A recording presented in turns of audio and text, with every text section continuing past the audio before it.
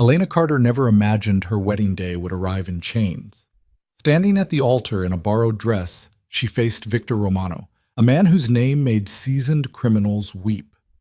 Her father's gambling debt had bought her this, a forced marriage to Boston's most ruthless mafia boss.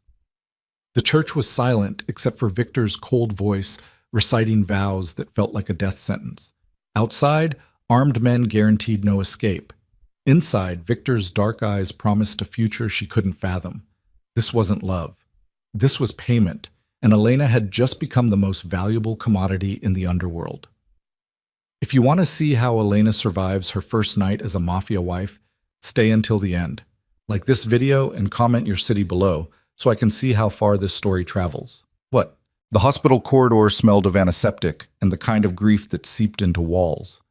Elena Carter sat outside the ICU, her nursing scrubs still damp from where she'd tried to clean her father's blood off her hands 3 hours earlier. The doctors had done everything they could. Thomas Carter's heart had simply given out, a massive coronary that struck him down in the middle of his favorite poker room. Elena had always known her father gambled. What she hadn't known was how badly. "Miss Carter?" The voice belonged to a man in an expensive charcoal suit, his appearance so out of place in the fluorescent-lit waiting room that several nurses turned to stare. He was young, maybe 30, with the kind of polished appearance that suggested money and danger in equal measure. Elena looked up, her eyes red-rimmed but steady. "Yes?" "My name is Marcus Chen. I represent certain business interests that had dealings with your father." He didn't sit down, didn't offer condolences. His hands remained at his sides, but Elena noticed the bulge of a shoulder holster beneath his jacket. "We need to discuss his outstanding obligations." The word obligations landed like a stone in her stomach. "My father's dead," Elena said quietly. "Whatever debts he had died with him." Marcus's expression didn't change. "I'm afraid that's not how it works, Miss Carter. Your father owed a significant sum to Mr. Victor Romano. That debt transfers to his estate, which means it transfers to you." Elena's throat went dry. Even in her sheltered world of textbooks and 12-hour nursing shifts, she'd heard the name Victor Romano. Everyone in Boston had. He was the shadow that made politicians nervous and rival crime families disappear. The Romano family controlled everything from the waterfront to the state legislature, and Victor Romano controlled the Romano family with an iron fist wrapped in expensive Italian leather. "How much?" The question felt like swallowing glass. $240,000. Marcus delivered the number with the same inflection he might use to discuss the weather. "Plus interest." Elena's vision swam. She made $32,000 a year as a nursing student working part-time at Mass General. Her father's apartment was rented. His car was leased. There was no estate, just an aging man's collection of disappointments and the daughter who'd tried to save him from himself. "I don't have that kind of money," Elena whispered. "We're aware." Marcus reached into his jacket. Elena tensed and withdrew a cream-colored envelope. "Mr. Romano is prepared to forgive the debt entirely, under one condition." Elena's hands trembled as she took the envelope. Inside was a single card, heavy stock with embossed lettering, an invitation, but not to a funeral, a wedding, her wedding, to Victor Romano, in 3 days. "This is insane," Elena's voice cracked. "You can't. This isn't legal. You can't force someone to marry." "We're not forcing anything, Miss Carter." Marcus's tone remained professionally neutral. "You have a choice. Pay the debt within 30 days or accept Mr. Romano's generous offer. If you choose neither, well..." He let the sentence hang, and Elena understood perfectly what lived in that silence. She thought of the stories she'd heard whispered in hospital break rooms, bodies found in the harbor, businesses that burned down when owners couldn't pay protection money, women who disappeared when they crossed the wrong people. Why? The question escaped before Elena could stop it. Why would someone like Victor Romano want to marry someone like me? For the first time, something almost like sympathy flickered across Marcus's face. "That's a question you'll have to ask Mr. Romano yourself. The wedding is scheduled for Saturday at St. Augustine's, 10 a.m. A car will collect you at 8:30. He turned to leave, then paused. "If you run, Miss Carter, Understand that we will find you, and Mr. Romano is far more patient with people who don't waste his time." Then he was gone, leaving Elena alone with a wedding invitation that felt like a death warrant. The next 3 days passed in a blur of numb disbelief. Elena went through the motions, filed paperwork at the hospital, attended her father's small funeral, packed up his apartment under the watchful eyes of 2 men in dark SUVs who never spoke but never left. She searched for escape routes that didn't exist. She had no family beyond the father she'd just buried, no savings beyond $3,000 in a checking account, nowhere to run that Victor Romano's reach wouldn't find her. On Friday night, a package arrived at her apartment. Inside the black box was a wedding dress, simple, elegant, clearly expensive. Cream silk that would fit her perfectly. They'd known her measurements. They'd been watching her closely enough to know exactly what size she wore. The realization made Elena's skin crawl. Beneath the dress was a note in sharp, masculine handwriting. "Wear this tomorrow. Bring nothing else. Everything you need will be provided." Elena didn't sleep that night. She sat by her window, watching the street below where one of the dark SUVs remained parked, a constant reminder that her choices had run out. She thought about her mother, dead from cancer when Elena was 12. She thought about the nursing degree she'd been 6 months from completing. She thought about the future she'd imagined, simple, quiet, dedicated to helping people heal. All of it was gone now, replaced by a wedding to a man she'd never met, a man whose reputation was built on violence and fear. The car arrived exactly at 8:30. Elena wore the dress because she had no other option. Her dark hair pulled back in a simple twist, no makeup because her hand shook too badly to apply it. She carried nothing. What was the point? Wherever Victor Romano was taking her, she doubted her old life's possessions would be welcome. The driver was silent, professional.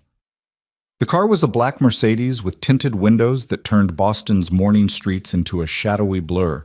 They drove for 20 minutes, leaving the city proper for an older neighborhood where stone churches stood alongside narrow streets lined with brownstones. St. Augustine's was beautiful in an old-world way, all Gothic arches and stained glass that caught the morning sun. But the beauty felt like a mockery as the car pulled to the curb and the driver opened her door.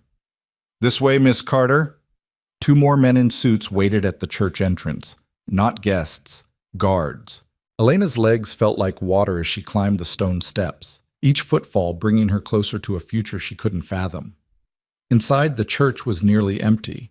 A handful of people sat in the front pews, hard-faced men in expensive suits, women whose jewelry probably cost more than Elena's entire education. No friends, no family. This wasn't a celebration. It was a transaction. And at the altar, waiting with his hands clasped behind his back, stood Victor Romano. Elena's breath caught. She'd expected a monster, someone whose appearance matched the darkness of his reputation, scarred, brutal, marked by the violence he commanded. Instead, Victor Romano looked like he could have stepped from the pages of a fashion magazine. Tall and lean, with broad shoulders that filled out his black Tom Ford suit perfectly, dark hair cut precisely, just long enough to hint at a wave, sharp cheekbones and a jaw that could cut glass. But it was his eyes that stopped Elena cold. Dark brown, almost black, they tracked her movement down the aisle with an intensity that made her feel like prey being measured by a predator. Not cruel exactly, but utterly focused, completely in control. This was a man who had never heard the word no and lived in a world where his desires became reality through sheer force of will. Elena reached the altar on legs that barely held her. Up close, she could see Victor was younger than she'd expected, maybe 32, 33. His face was devastatingly handsome, the kind of masculine beauty that probably made most women forget to breathe. But there was no warmth in those dark eyes, no kindness, just an assessment so thorough Elena felt stripped bare. "Elena Carter." His voice was deep, cultured, with the faintest trace of an Italian accent. Not a question, a statement of possession. "Mr. Romano." Elena's voice came out steadier than she felt. "Victor." He said it like a correction, like she'd already made a mistake. "We're about to be married. I think we can dispense with formalities." A priest appeared, elderly, nervous, clearly uncomfortable with whatever forces had brought him here. Elena wondered if he was being paid or threatened, probably both. Shall we begin? Victor asked, though it wasn't really a question. The ceremony was brief, stripped of anything that might suggest joy or celebration. The priest rushed through the words, stumbling over passages about love and devotion that felt obscene under the circumstances. Elena's responses came automatically, her voice distant in her own ears. When the priest asked for rings, Victor produced a simple platinum band that he slid onto Elena's finger with fingers that were surprisingly gentle. The ring fit perfectly. Of course it did. These people knew everything about her. The groom may kiss the bride.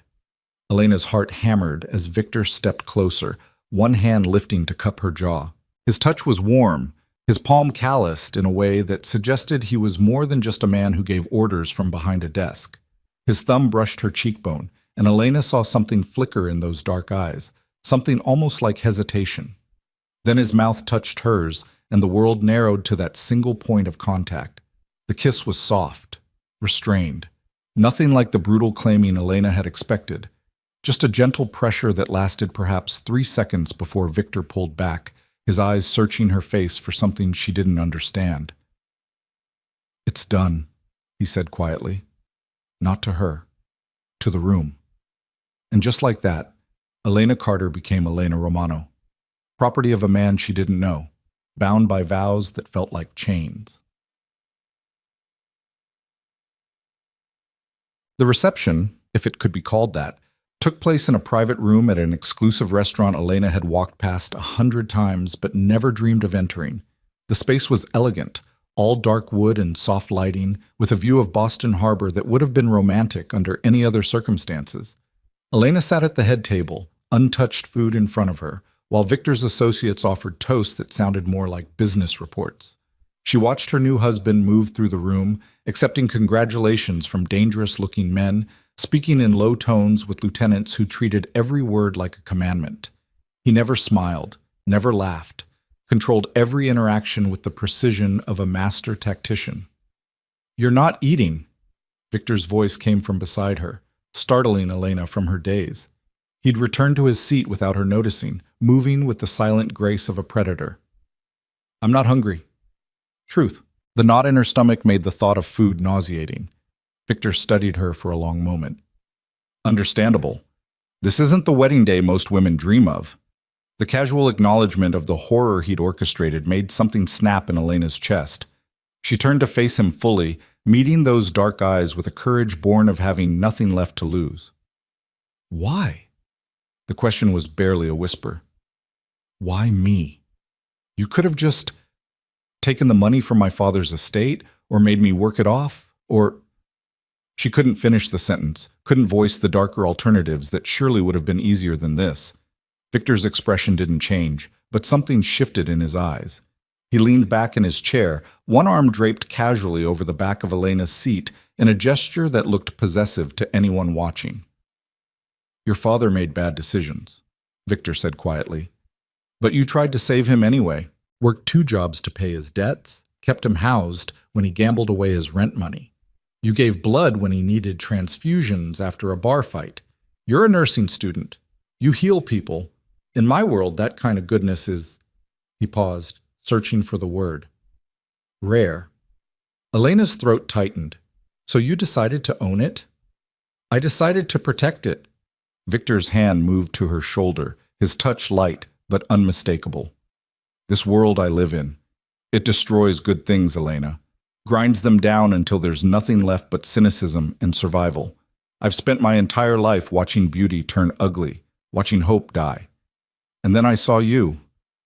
"You've been watching me?" The violation of it made Elena's skin crawl. "For 2 years. No shame in the admission. Since your father first borrowed money from my organization, I saw you visiting him, trying to keep him together. Saw you at the hospital, exhausted from double shifts, but still stopping to help an elderly patient who wasn't even your responsibility. You're everything this world isn't, Elena, and I want—" He stopped himself, jaw tightening. "I need that close to me. You forced me into this." Elena's voice shook with suppressed rage. "You blackmailed me with my father's debt. You gave me no choice. That's not protection, Victor. That's possession." "Yes." Simple, direct, completely unapologetic. I took your choice because I was afraid you'd choose to run, and I couldn't let that happen. The honesty was somehow worse than a lie would have been. Elena stared at this beautiful, terrible man who had just turned her life into a cage and called it safety. I will never forgive you for this, she whispered. Victor's expression didn't change, but his hand tightened fractionally on her shoulder. I know, but you'll be safe. And for now, that's enough. The estate was an hour outside Boston, hidden behind stone walls and electronic gates that screamed both wealth and paranoia. The house itself was a sprawling modern masterpiece, all clean lines and floor-to-ceiling windows that somehow still felt like a fortress. Elena counted at least a dozen security cameras on the drive up, not to mention the armed guards stationed at intervals around the perimeter. Victor's prison was beautiful. That made it worse somehow. The car stopped at the main entrance, where a woman in her 60s waited with the kind of composed efficiency that suggested she'd been running this household for decades. Elena, this is Mrs. Chen, Victor said, coming around to open her door himself. She manages the house. Anything you need, ask her. Welcome, Mrs. Romano. Mrs. Chen's greeting was warm, professional, utterly at odds with the circumstances. I've prepared the East Wing for you, if you'll follow me. The East Wing. Elena's mind caught on that detail. Not our wing, not the master bedroom. Separate quarters. The space Mrs. Chen showed her was stunning, a suite larger than Elena's entire previous apartment, decorated in soft grays and creams with furniture that probably cost more than a car. Floor-to-ceiling windows overlooked manicured gardens. An ensuite bathroom featured a soaking tub that could fit 3 people. The walk-in closet already held clothes. Expensive, all inner size, tags still on. Mr. Romano had these selected for you, Mrs. Chen explained, noticing Elena's stare. If anything doesn't fit or suit your taste, just let me know, and we'll have them replaced. Elena ran her fingers over silk blouses and cashmere sweaters, designer jeans and elegant dresses. A wardrobe curated by strangers who'd studied her measurements and style. It felt like being dressed up as someone else's doll. Where will Victor sleep? Elena asked. Mrs. Chen's expression remained neutral. Mr. Romano's quarters are in the West Wing. You'll have complete privacy here. So, separate bedrooms. Despite being married, despite Victor's talk of keeping her close, he apparently had no intention of actually touching her. Elena couldn't decide if she was relieved or insulted. Dinner is at 7, Mrs. Chen continued, though Mr. Romano often works late. You're free to explore the grounds, use any of the facilities. The gym, the pool, the library, consider everything yours. The only rule is that you don't leave the property without security. Without a guard, she meant. Without a keeper. Am I a prisoner? Elena asked bluntly. Mrs. Chen's expression softened. You're Mr. Romano's wife, which means you're the most protected person in Massachusetts, but also the most watched. She moved toward the door, then paused. He's not a cruel man, Mrs. Romano. Hard, yes. Dangerous, absolutely, but not cruel. Give him a chance to prove that. Then she was gone, leaving Elena alone in her gilded cage. Elena didn't go down for dinner. She couldn't face Victor again so soon, couldn't sit across from him and pretend this was normal. Instead, she stood at the window, watching the sun set over grounds that stretched to a tree line she couldn't even see the end of. Somewhere beyond those walls was her old life, her apartment, her job, her dreams of graduating and maybe one day making a real difference in people's lives. All of it was gone now, replaced by designer clothes and security cameras and a husband who'd stalked her for 2 years before buying her like property. A soft knock interrupted her thoughts. Elena tensed, but it wasn't Victor who entered when she called out a tentative, "Come in." It was Mrs. Chen carrying a covered tray. "You missed dinner," the older woman said gently. "I thought you might be hungry." The tray held simple comfort food, tomato soup, grilled cheese, fresh fruit, the kind of meal that suggested someone had asked what Elena might actually want, rather than imposing gourmet cuisine she didn't ask for. "Did Victor send you?" Elena asked. "Mr. Romano noticed your absence. He asked me to make sure you ate something." Mrs. Chen set the tray on the small table by the window. He's in his study if you'd like to speak with him. I don't. Mrs. Chen nodded, unsurprised. He said you'd probably say that. He also said to tell you that this wing is yours completely. He won't enter without permission. You have privacy and safety here. Those are his promises to you. Privacy and safety. As if those could make up for freedom. After Mrs. Chen left, Elena ate mechanically, the food tasteless despite clearly being well prepared. She showered in the enormous bathroom, changed into silk pajamas that had appeared in her drawers, perfectly sized, of course, and lay in the king-size bed that felt cavernous and empty. Sleep didn't come. Elena stared at the ceiling, listening to the unfamiliar sounds of the house settling around her. Somewhere in another wing, Victor Romano was probably working, making decisions that affected lives and fortunes, ruling his criminal empire with the same absolute control he'd applied to stealing her life. She thought about running. Getting out somehow, disappearing into a city large enough to hide in. But she'd seen the security, seen the guards, and she'd heard the stories about what happened to people who crossed the Romano family. No, running wasn't an option, which meant surviving was. Elena turned on her side, pulling the expensive sheets up to her chin. The ring on her finger caught the moonlight, platinum and perfect and completely unwanted. A symbol of ownership she hadn't chosen but couldn't escape. She closed her eyes and tried to imagine a future where this got better, where the beautiful, dangerous man who'd forced her into this might somehow become something other than her jailer. But imagination had limits, and right now, lying in the darkness of her first night as Mrs. Victor Romano, Elena could only see walls. Beautiful, carefully constructed walls.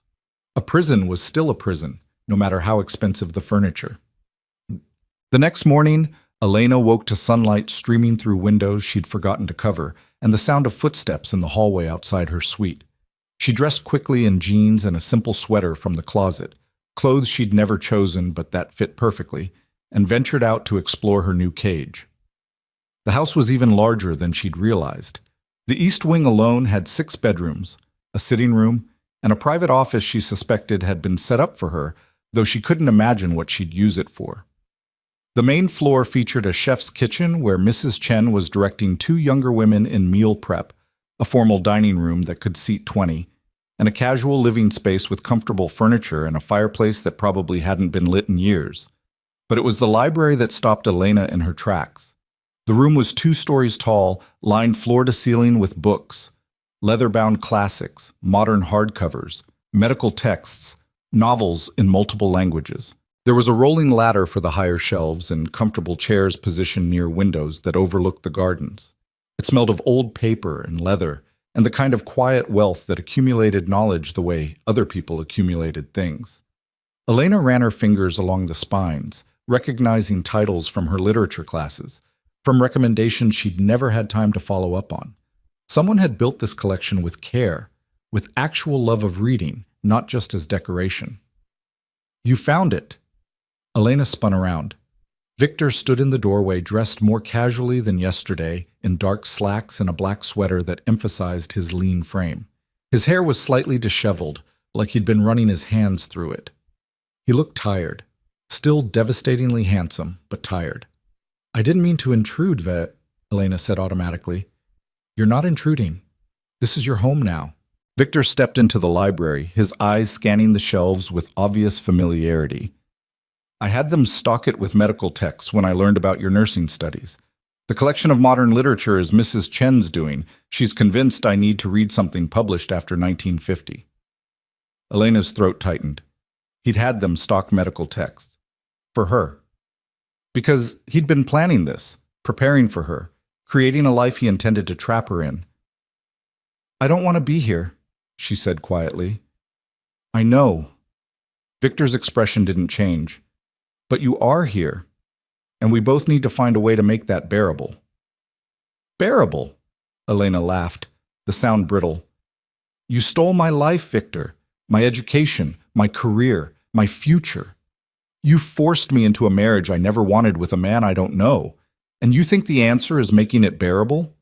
Victor was quiet for a long moment, his dark eyes studying her with that same unsettling intensity from yesterday. When he spoke, his voice was soft but firm. You want to finish your nursing degree? Elena blinked, thrown by the question. What? Your education. You were 6 months from graduating, yes? From getting your RN license? Victor pulled out his phone, typed something quickly. Consider it done. I'll have someone contact the university today. You can complete your coursework remotely, do your clinical hours at Mass General under supervision. You'll graduate on schedule. You can't just, I can. Simple. Absolute. I can do almost anything, Elena. That's what you don't understand yet. Money and power remove most obstacles. If you want to be a nurse, you'll be a nurse. If you want to work at a hospital, you'll work at a hospital. You'll just do it with security following you. You'll do it as my wife. Elena stared at him, trying to process this. Why would you do that? Because making you miserable serves no purpose. Victor slipped his phone back into his pocket. I want you here, Elena, in my home, in my life.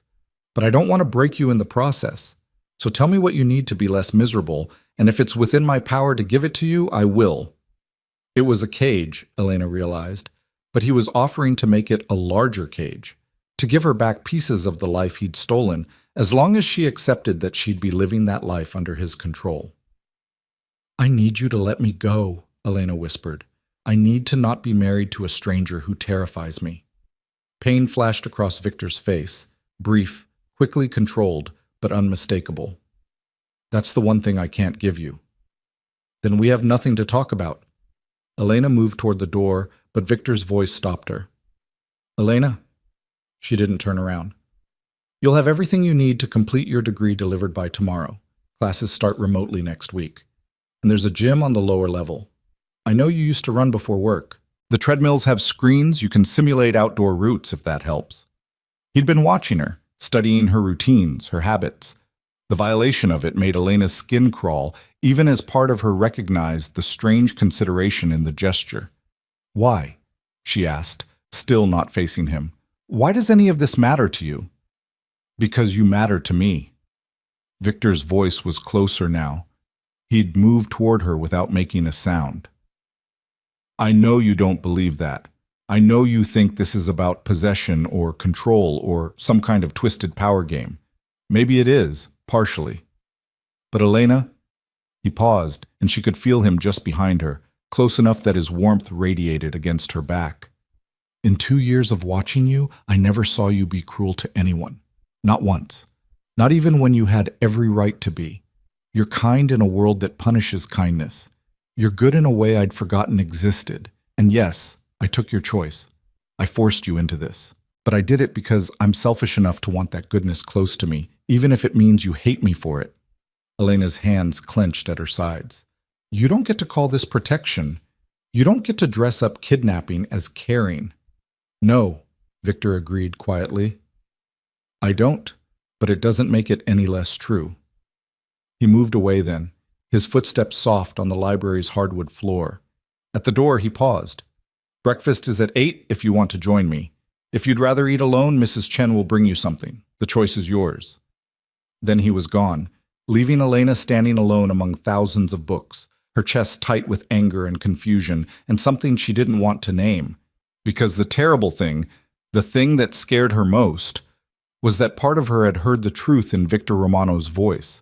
Part of her had recognized genuine feeling beneath the calm control, which meant her prison wasn't as simple as she'd wanted to believe. And her jailer might be as trapped in this as she was, just in a completely different cage. Elena didn't go to breakfast that first morning, or the morning after that. She stayed in her wing, exploring the boundaries of her new existence like an animal testing the limits of its enclosure. The gym Victor mentioned became her refuge.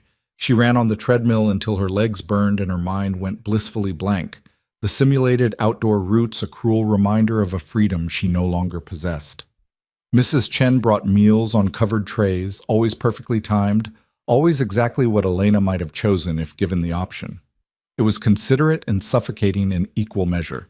The older woman never pushed conversation, just offered quiet presence and the kind of gentle understanding that made Elena's throat tight with unexpected emotion. On the 4th day, a delivery arrived. 3 large boxes wheeled into her suite by men who wouldn't meet her eyes. Inside were textbooks, a new laptop already configured with her university portal login, and a tablet loaded with her course syllabi. True to his word, Victor had arranged everything. Elena's professors had been contacted, her clinical rotations rescheduled, her incomplete semester transformed into a remote completion program that would let her graduate on time. She should have been grateful. Instead, she felt the cage walls closing in tighter. Because this wasn't kindness, it was control dressed up in consideration. Victor was proving a point, that he could give her what she wanted, could make her life comfortable, could provide everything except the one thing that mattered, her freedom. Elena threw herself into her coursework with desperate focus. Pharmacology, pathophysiology, advanced patient care. The familiar material became an anchor to who she'd been before Victor Romano had forced his way into her life. She studied at the desk in her suite, took notes until her hand cramped, reviewed case studies until the words blurred together. Anything to avoid thinking about the man in the West Wing who'd bought her like property and called it protection. But avoidance had limits in a house where every corner carried reminders of her new reality. The expensive clothes in her closet. The platinum band on her finger that she couldn't bring herself to remove. The security guards whose positions she'd mapped within 2 days. 6 on the perimeter, 2 at the main gate, 1 stationed discreetly near the East Wing entrance. Always watching. Always there.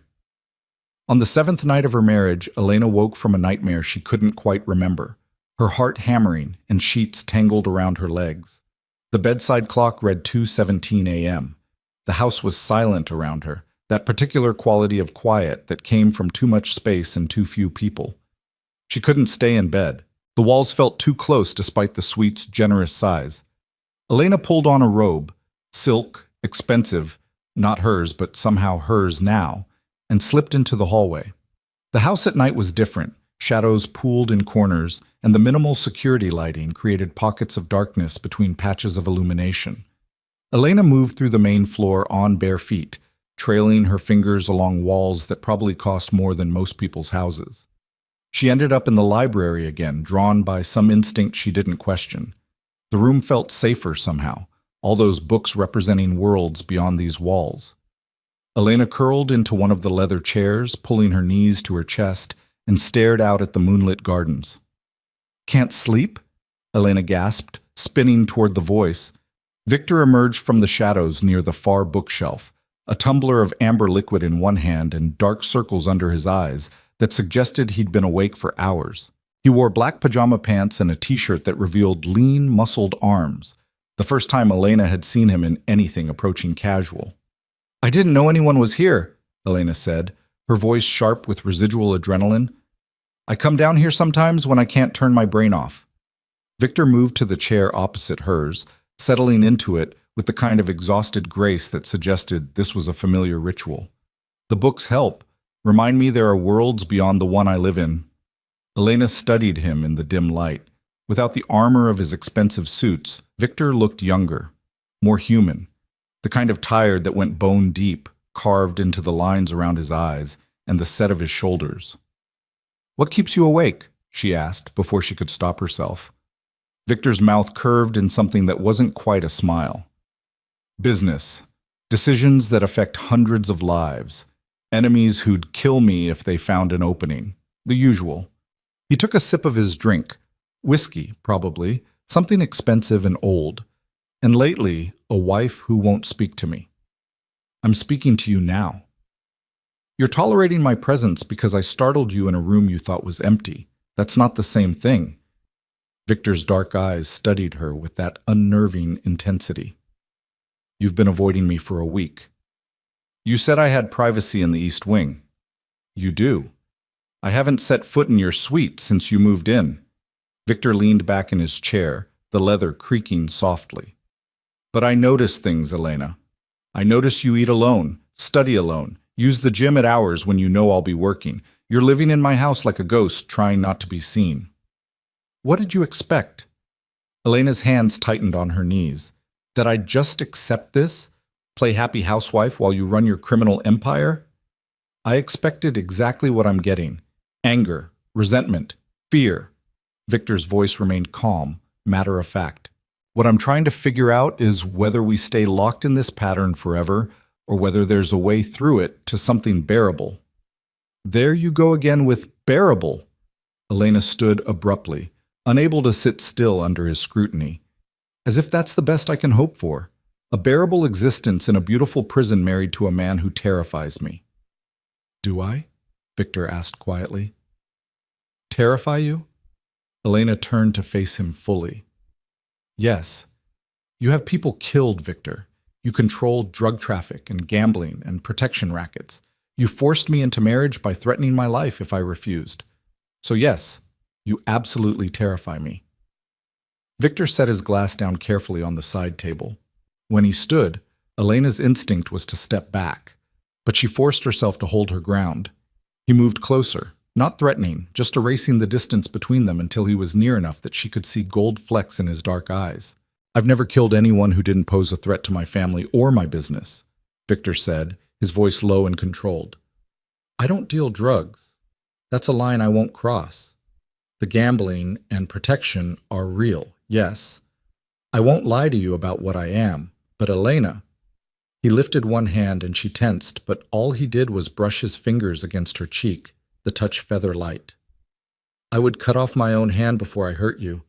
You're the one thing in this entire world I have no intention of breaking. Elena's breath caught. Up close like this, she could see the exhaustion etched in Victor's face, the tension he carried in his jaw, the way his eyes tracked her expression like he was searching for something specific and terrified he wouldn't find it. Then let me go, she whispered. Victor's hand dropped away. I can't. You mean you won't? No, I mean I can't. Victor stepped back, creating distance again, his expression shuddering.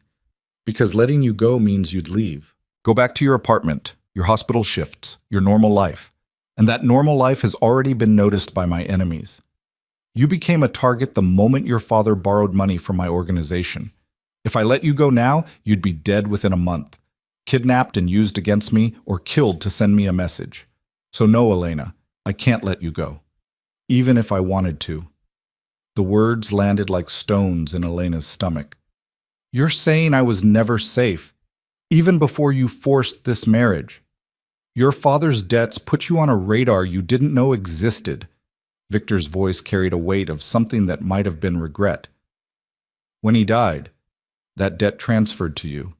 If it hadn't been me, it would have been one of the other families. And they wouldn't have offered marriage. They would have offered you to their soldiers, or sold you overseas, or simply killed you to make the debt go away. Elena's legs felt weak. She sank back into the chair, her mind reeling. So this was, what? A rescue? This was me taking what I wanted and telling myself it was also the right thing to do. Victor's honesty was brutal, unflinching. I'm not a good man, Elena. I won't pretend otherwise. But I am a man who protects what's his. And whether you wanted it or not, you became mine 2 years ago when I first saw you defending your father to a loan shark in a hospital parking lot. The memory surfaced unbidden. Elena confronting a man twice her size, demanding he leave her father alone, her hands shaking but her voice steady. She'd been terrified but determined, too stubborn to back down even when she should have run. You were there? Elena asked. I was the loan shark. Victor's mouth twisted. Or rather, I'd come to discuss terms with him. You stepped between us like a guardian angel in Scrubs, and I thought you were either incredibly brave or incredibly stupid. Turned out to be both. Elena didn't know whether to laugh or cry. So you've been stalking me for 2 years because I yelled at you in a parking lot? I've been watching over you for 2 years because you showed me something I'd forgotten existed. Victor moved back to his chair, retrieving his whiskey. Courage without calculation. Kindness without agenda. You weren't trying to manipulate or impress anyone. You were just trying to save someone you loved, even though he'd never deserved you. My father was a good man who made bad choices, Elena said quietly. Your father was a weak man who hid behind his daughter's strength. Victor's assessment was harsh, but not cruel, just factual. He knew what owing money to my family meant. He knew the danger he was putting you in, and he kept gambling anyway, kept borrowing, kept believing his luck would turn. That's not love, Elena. That's selfishness. The truth of it stung because Elena had thought the same thing 100 times, but never let herself fully acknowledge it. Her father had loved her in his way, but he'd loved gambling more. Loved the thrill, the possibility, the escape it offered from disappointment. "He was all I had," she whispered. "I know." Victor's voice softened fractionally. "And now he's gone. And you're here. And you hate me for it. I understand that. But Elena, whether you believe me or not, you're safer in this house than you've been since your father first borrowed money from my organization. The security, the guards, the walls, they're not just to keep you in. They're to keep everyone else out." Elena looked at him sitting there, this beautiful, dangerous man who destroyed her life and called it salvation. Part of her wanted to rage at him, to throw her anger like weapons until he understood the magnitude of what he'd taken. But another part, a part she didn't want to acknowledge, heard the truth in his words, saw the exhaustion in his eyes that came from carrying burdens she couldn't begin to imagine. "I don't want to be a possession," she said finally. "I don't want to be something you protect because you've decided you own it." "Then don't be." Victor leaned forward, elbows on his knees, his dark eyes intense. "Be my wife, not in the way I forced on you, but in the way you choose. Help me understand what that looks like for you. Tell me how to do this without breaking you in the process." "I don't know if that's possible." "Neither do I, but I'd like to try." Victor stood, moving toward the library door. "Have breakfast with me tomorrow, 8 o'clock, not as prisoner and jailer, just as two people trying to figure out how to exist in the same house without making each other miserable." He left before Elena could respond, his footsteps fading into the silent house. Elena sat alone in the library for a long time after, her mind spinning with revelations she didn't know how to process. The picture Victor had painted, of enemies who'd already noticed her, of dangers that existed whether she was in this house or not, felt like the ground shifting beneath her feet. If he was telling the truth, she'd never been safe. Her normal life had been an illusion, fragile and already compromised by her father's choices. But if Victor was lying, if this was just another manipulation. Elena touched the platinum band on her finger, feeling its weight. In 7 days of marriage, Victor had given her space, privacy, the means to continue her education. He'd made promises and kept them. He watched her from a distance, but never pushed, never demanded the rights a husband might claim. It didn't make forcing the marriage right. Nothing could justify that. But it made him more complicated than the monster she'd been trying to see. And that complication terrified her far more than simple villainy ever could. The next morning, Elena stood outside the formal dining room at 7:55, her heart hammering. She'd changed clothes 3 times. First the jeans felt too casual, then a dress felt like she was trying too hard, finally settling on dark slacks and a simple blouse that felt neutral enough to not send the wrong message. Whatever the wrong message might be in a situation this surreal, Victor was already seated when she entered, dressed in a charcoal suit that probably cost more than her entire previous wardrobe. But he stood when he saw her, a gesture of old-fashioned courtesy that felt at odds with everything she knew about him. "Elena." Her name in his voice still did strange things to her pulse. "Thank you for coming." "You said 8 o'clock." Elena moved to the chair across from him, the distance of the long table feeling safer than sitting beside him, but Victor gestured to the seat at his right instead. "Please. I'd rather not shout across furniture." Elena hesitated, then complied. Up close, she noticed details she'd missed before, a thin scar along his jawline, the calluses on his hands that suggested he did more than just give orders, the way tension lived in his shoulders like a permanent resident. Mrs. Chen appeared with coffee and what looked like a breakfast spread designed for royalty. Fresh fruit, pastries, eggs prepared 3 different ways, bacon that smelled like heaven. "I didn't know what you liked," Victor said, noticing Elena's wide-eyed stare. "So I had Mrs. Chen prepare options. This is enough food for 10 people. Then we'll have leftovers." Victor poured coffee into her cup without asking, adding cream and sugar in proportions that made Elena blink. "How did you know how I take my coffee?" Victor's expression didn't change, but something flickered in his eyes. "I've watched you order it enough times. 2 sugars, cream, until it's the color of caramel." The casual admission of surveillance should have angered her. Instead, Elena found herself fascinated by the attention to detail. Victor had studied her the way most people studied for exams, thoroughly, completely, missing nothing. That's deeply unsettling, she said, but took the coffee anyway. I know. Victor served himself breakfast with economical movements. But I won't apologize for wanting to know you. They ate in silence for several minutes, Elena hyper-aware of every sound, silverware against china, the quiet rustle of Victor's movements, the way he ate with the precise manners of someone trained from childhood in formal dining. Tell me something, Elena said finally, unable to bear the quiet any longer. If you've been watching me for 2 years, what do you actually know about me? Beyond coffee orders and my class schedule. Victor set down his fork, considering the question. You volunteer at this free clinic on Tuesday nights, even though you're exhausted from your hospital shifts.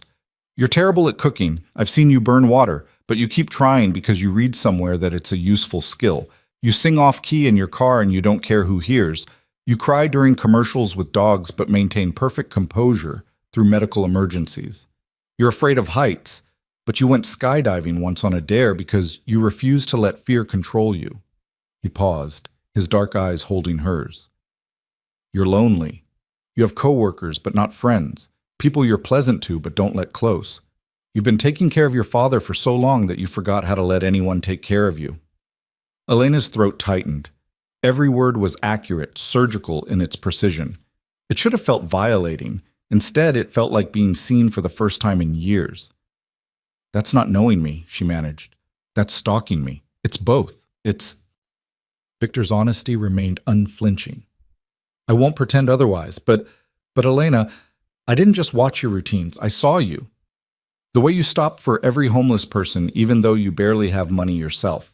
How you stayed 3 hours past your shift to hold a dying patient's hand because his family couldn't get there in time. The fact that you've been carrying the weight of your father's mistakes for years, and it never made you bitter, just tired. It made me both, Elena admitted quietly. Then you hid the bitter part better than most people could. Victor reached for his coffee, his movements controlled. You asked what I know about you. That's what I know. Not just what you do, but who you are underneath. And that's why I couldn't let you go. Elena stared at her plate, her appetite gone. You're making this very difficult. Good. I'd rather be difficult than simple. Victor's voice carried a hint of dark humor. Simple would be boring. And you, Elena Carter Romano, are many things, but boring isn't one of them. Despite everything, Elena felt her lips twitch toward a smile. She caught it, forced it down, but not before Victor noticed. His eyes lightened fractionally, something that might have been hope flickering across his features. There, he said softly. That's the first time you've almost smiled in my presence. I'll count it as progress. Don't. Elena's voice came out sharper than intended. Don't mistake tolerance for acceptance, Victor. I'm here because you've given me compelling reasons to believe I'm in danger outside these walls, not because I've forgiven you. I know. Victor's expression sobered. And I'm not asking for forgiveness, just coexistence. A truce while we figure out what this needs to be. This being our marriage? This being our lives. Because they're tangled together now, whether either of us planned it. Victor stood, retrieving something from the sideboard, a tablet that he set in front of Elena. I had my people compile threat assessments. I want you to understand what you're dealing with. What's out there? Elena looked at the screen. Files, dozens of them, each marked with names she didn't recognize and photographs of men who looked like they'd stepped from crime documentaries. Victor scrolled through them, his voice taking on a lecturing quality. The Volkov family, Russian mob, specializing in human trafficking. They've been trying to expand into my territory for 3 years.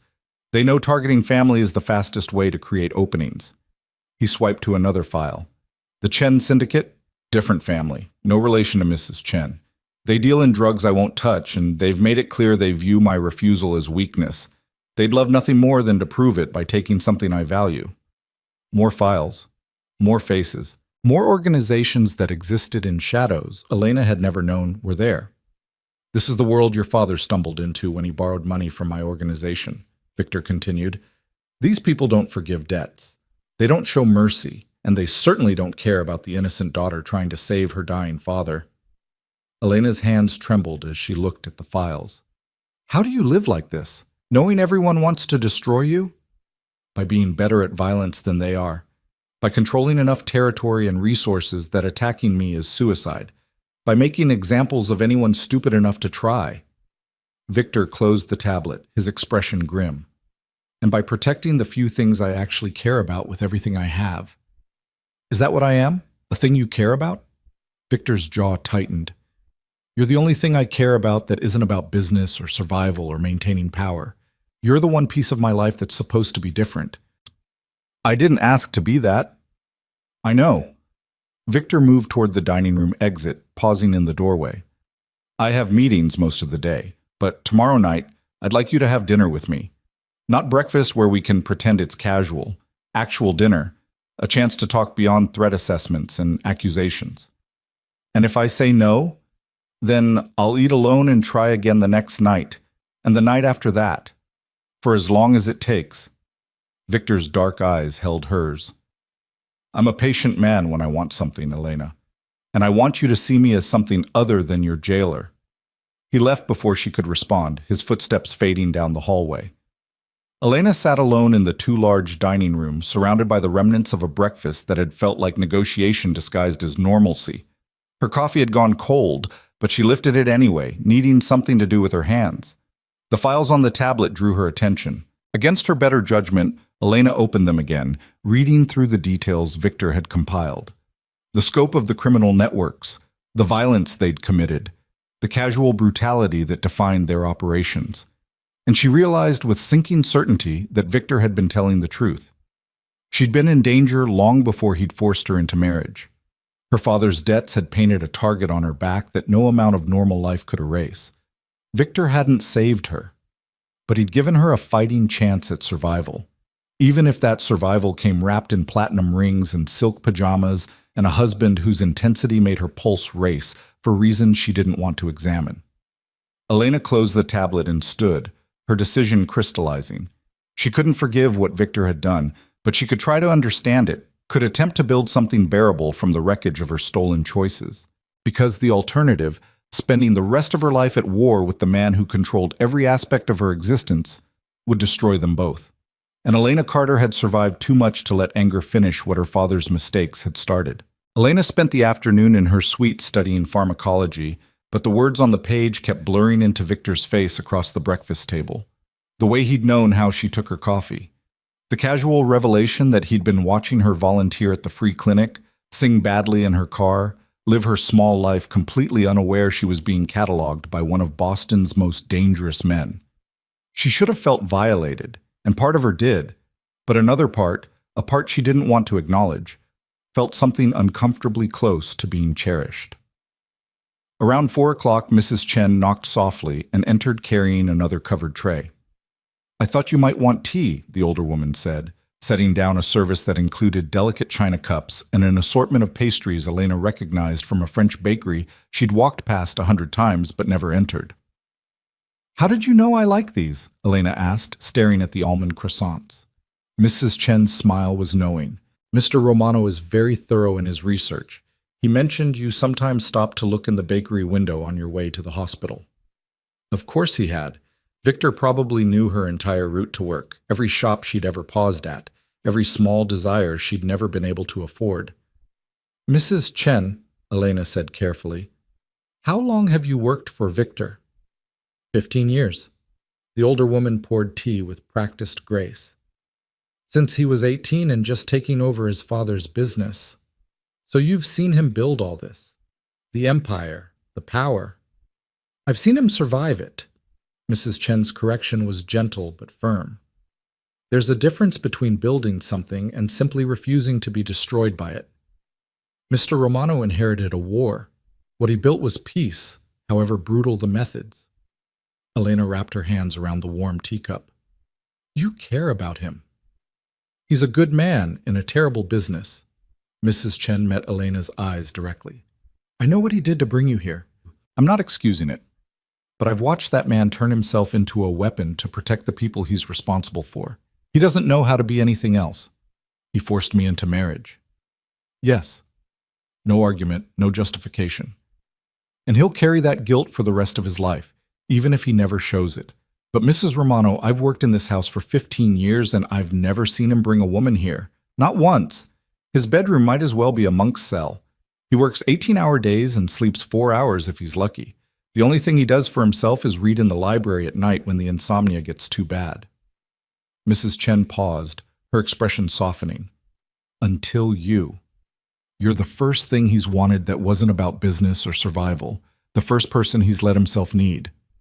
I don't want to be needed like this. I know, dear, but sometimes we don't get to choose what finds us. Mrs. Chen moved toward the door, then turned back. Give him a chance to prove he can be more than what he had to become. That's all I'm asking. After she left, Elena sat with her tea, thinking about a young man inheriting violence and somehow forging control from chaos. About someone who lived like a weapon, but hoarded books like treasures, who watched a stranger in a parking lot defend her worthless father and saw something worth protecting for 2 years. Victor Romano was a contradiction, brutal and careful, controlling and surprisingly restrained. He'd stolen her life but seemed genuinely invested in not destroying it in the process. Elena didn't know what to do with that complexity. The next evening, she found herself standing in front of her closet at 6:30, trying to decide what to wear to dinner with her forced husband. Everything felt loaded with meaning she didn't intend. The dresses were too formal, too much like she was trying. The jeans were too casual, too dismissive. She finally settled on dark slacks and a silk blouse in deep emerald that made her dark hair and fair skin look less washed out. Not trying to impress him, she told herself, just refusing to look like a prisoner at her own dinner table. Victor was waiting in a smaller, more intimate dining room Elena hadn't seen before. Floor-to-ceiling windows overlooked the gardens, now lit with subtle landscape lighting that made the carefully tended grounds look almost magical. The table was set for 2, candles already glowing, wine breathing in a crystal decanter. He stood when she entered, and Elena's breath caught despite herself. Victor had changed from his usual suits into charcoal slacks and a black button-down with the sleeves rolled to his forearms, revealing those surprisingly muscular arms. His hair was slightly damp like he'd showered recently, and without the armor of his formal wear, he looked both more dangerous and more human. Elena. Her name again in that voice that did things to her pulse she absolutely did not want to examine. You look beautiful. Don't.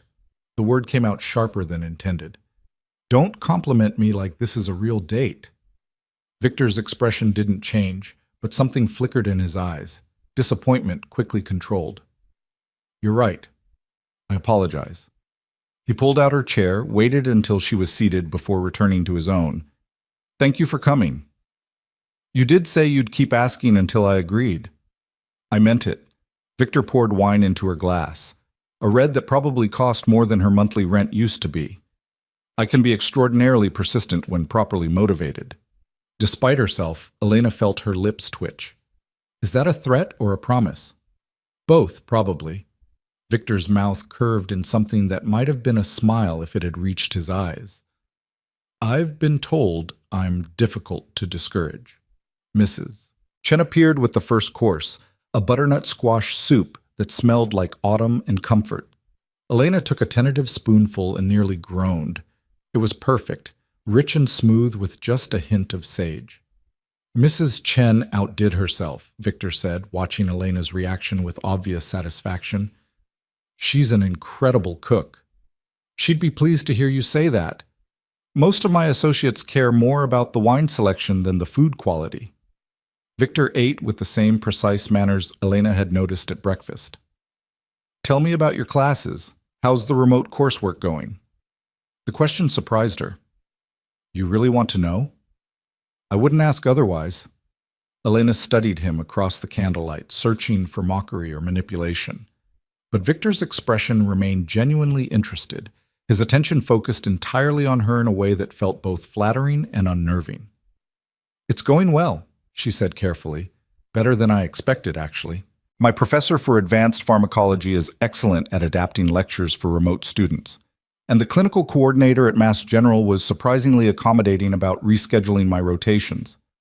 Surprisingly, because you expected resistance? Surprisingly, because I expected them to ask questions I couldn't answer. Elena took another spoonful of soup. How do you explain that your husband made a phone call and suddenly all your incomplete coursework became a remote completion program? Victor's expression darkened slightly. You think I threatened them? Didn't you? No. The word was flat, definitive. I made a very generous donation to the nursing program, enough to fund 3 full scholarships for students from low-income backgrounds. In exchange, they agreed to accommodate your unique circumstances. He met her eyes steadily. I don't threaten educational institutions, Elena. There are lines even I don't cross. Elena felt something shift in her chest. She'd been so ready to assume the worst, to paint Victor as a monster who bulldozed through obstacles with threats and violence. But this, using wealth to create opportunities rather than fear to demand them, suggested a more nuanced approach. 3 scholarships, she said quietly. That's generous. It's strategic. Victor's honesty remained brutal. Your nursing program now has a vested interest in your success, and 3 students who might not otherwise have had the opportunity will get their education. Everyone benefits. Except that you bought the accommodation. I bought a solution to a problem. The form that solution took was designed to cause the least harm and create the most good. Victor leaned back as Mrs. Chen cleared their soup bowls and replaced them with the main course, perfectly cooked salmon with roasted vegetables that looked like art on the plate. I won't apologize for using my resources to make your life easier, Elena. That's what having power means, using it to protect and provide for the people who matter. And I matter because you decided I do. You matter because you're extraordinary and you don't even realize it.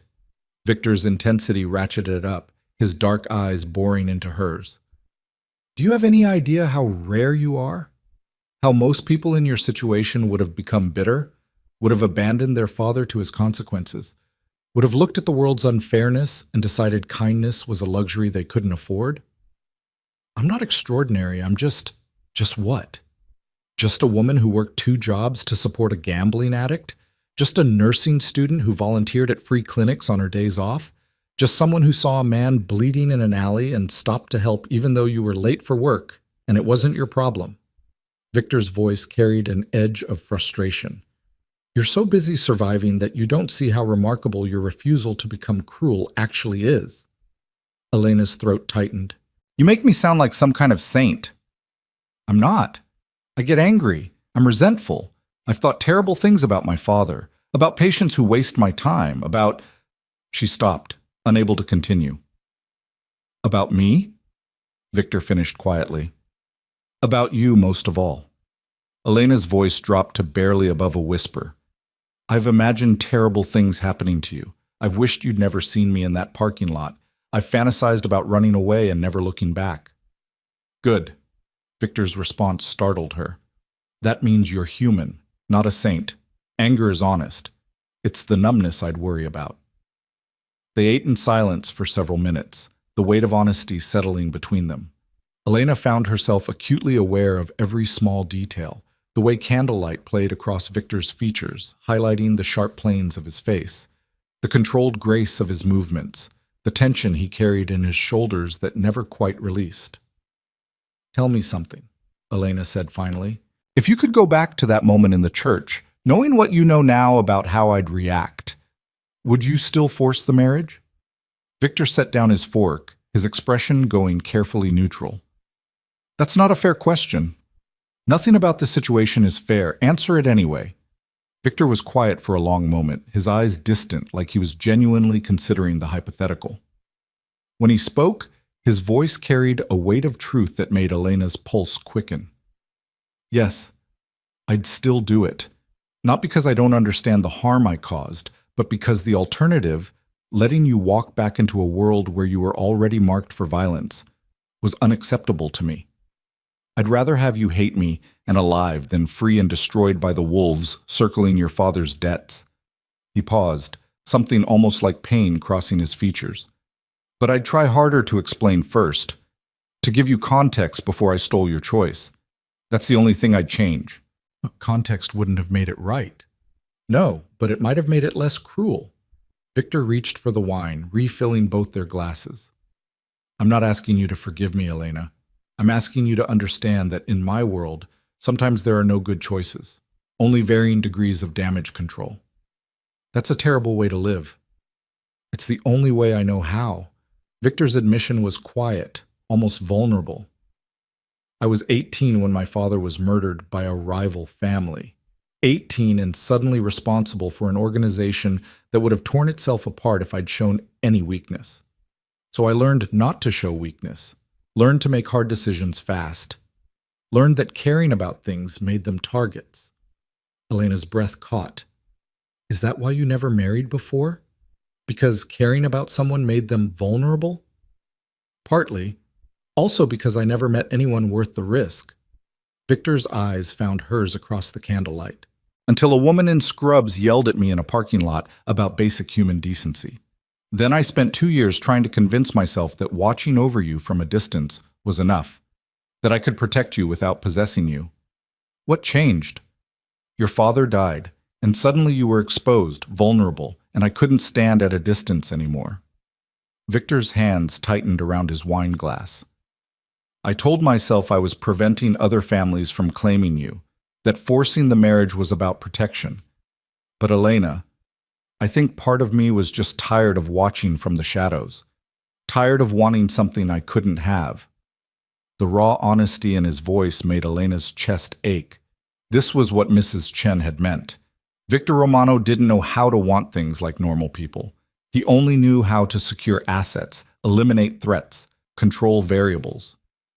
I'm not something you can own, Elena said quietly. I know that now. Victor met her eyes. But knowing and accepting are different things. I'm trying to learn the difference. Mrs. Chen returned to clear their plates, bringing dessert. A chocolate torte that looked sinful and perfect. But Elena barely tasted it, too aware of Victor's presence across from her, the weight of revelations hanging between them. Tell me about your family, Elena said, surprising herself. Before the violence, what were you like as a child? Victor's expression shifted, something almost like nostalgia flickering across his features. Sheltered, spoiled probably. My father tried to keep the business separate from home life. I had tutors, piano lessons, summers in Italy with my grandmother. I wanted to be an architect. He said it like a confession. Design buildings, create spaces where people could live and work and be safe. What happened? Reality. My father was killed, and suddenly the architecture degree I'd started at NYT didn't matter anymore. I came home to keep my family from being destroyed, and I never left. Victor's voice carried old grief, carefully controlled but present. Sometimes I still draw. Sketch buildings that will never exist. It's a useless skill in my current life, but I can't seem to let it go. Elena imagined a younger Victor bent over blueprints, creating instead of destroying. The image was so at odds with the man before her that it made her heart ache for futures that never happened. Show me, she said impulsively. What? Your sketches, the buildings you design. Elena leaned forward. I want to see who you were before you became this. Victor's expression closed off immediately. That's not something I share. Why not? Because it's private. Because those drawings are the one thing in my life that isn't about business or power or survival. He stood abruptly, the movement sharp. Because showing you would be giving you a weapon, and I'm not ready for that level of vulnerability. Elena stood as well, reading the sudden tension in Victor's posture. She'd pushed too far, crossed some line she didn't know existed, but instead of backing down, she moved closer, closing the distance between them until she could see the muscle jumping in his jaw. I'm not your enemy, Victor. I'm your wife. Forced into it, yes, but still your wife. And if we're going to find a way to make this bearable, like you keep saying, you can't hide every piece of yourself that isn't armor. You want to see weakness? Victor's voice dropped dangerously low. You want to know what keeps me up at night beyond business decisions and security threats? Fine. I'm terrified that you'll never look at me without seeing the man who destroyed your life. I'm terrified that no matter how patient I am, how careful, how much I try to give you choices, you'll always hate me for that first choice I stole. And I'm terrified that I'm falling in love with someone who will never, could never, love me back. The words hung in the air between them, stark and raw and completely unexpected. Elena's breath caught, her heart hammering against her ribs. Victor stood frozen, like he couldn't believe he'd let those words escape, his dark eyes wide and vulnerable in a way she'd never seen. "Victor?" she started, but he was already moving, putting distance between them with the desperation of someone who'd revealed too much. "I apologize," he said, his voice rigid with control. "That was inappropriate. You should go." "Wait. Elena, please." Victor's back was to her now, his hands braced against the sideboard like he needed the support. "Just go. I'll see you tomorrow for breakfast if you still want to come." Elena stood there for a long moment, her mind reeling. Then slowly, carefully, she moved toward the door. But at the threshold, she paused, looking back at the man who just split himself open in front of her. "Victor?" He didn't turn around. "Yes?" "Thank you for being honest with me, even when it terrifies you." She paused, choosing her next words carefully. "I'm not ready to love you back. I don't know if I'll ever be ready, but I'm not ready to hate you anymore either. That has to count for something." She left before he could respond, her pulse racing and thoughts spinning. Back in her suite, Elena changed into pajamas with trembling hands, replaying Victor's confession over and over in her mind. Falling in love with someone who will never love me back. The vulnerability in those words had been devastating. The man who controlled an empire with an iron fist, who made grown criminals weep with a glance, had just admitted to being terrified of her rejection. Elena crawled into bed, staring at the ceiling in the darkness. She thought about the man who'd forced her into marriage, and the man who'd just confessed his fear of never being loved, about Victor the criminal and Victor the frustrated architect, the stalker and the protector, the monster and the man who knew how she took her coffee. He was a contradiction she couldn't resolve, and the most terrifying thing was that she was starting to not want to. 3 days passed in an uneasy truce.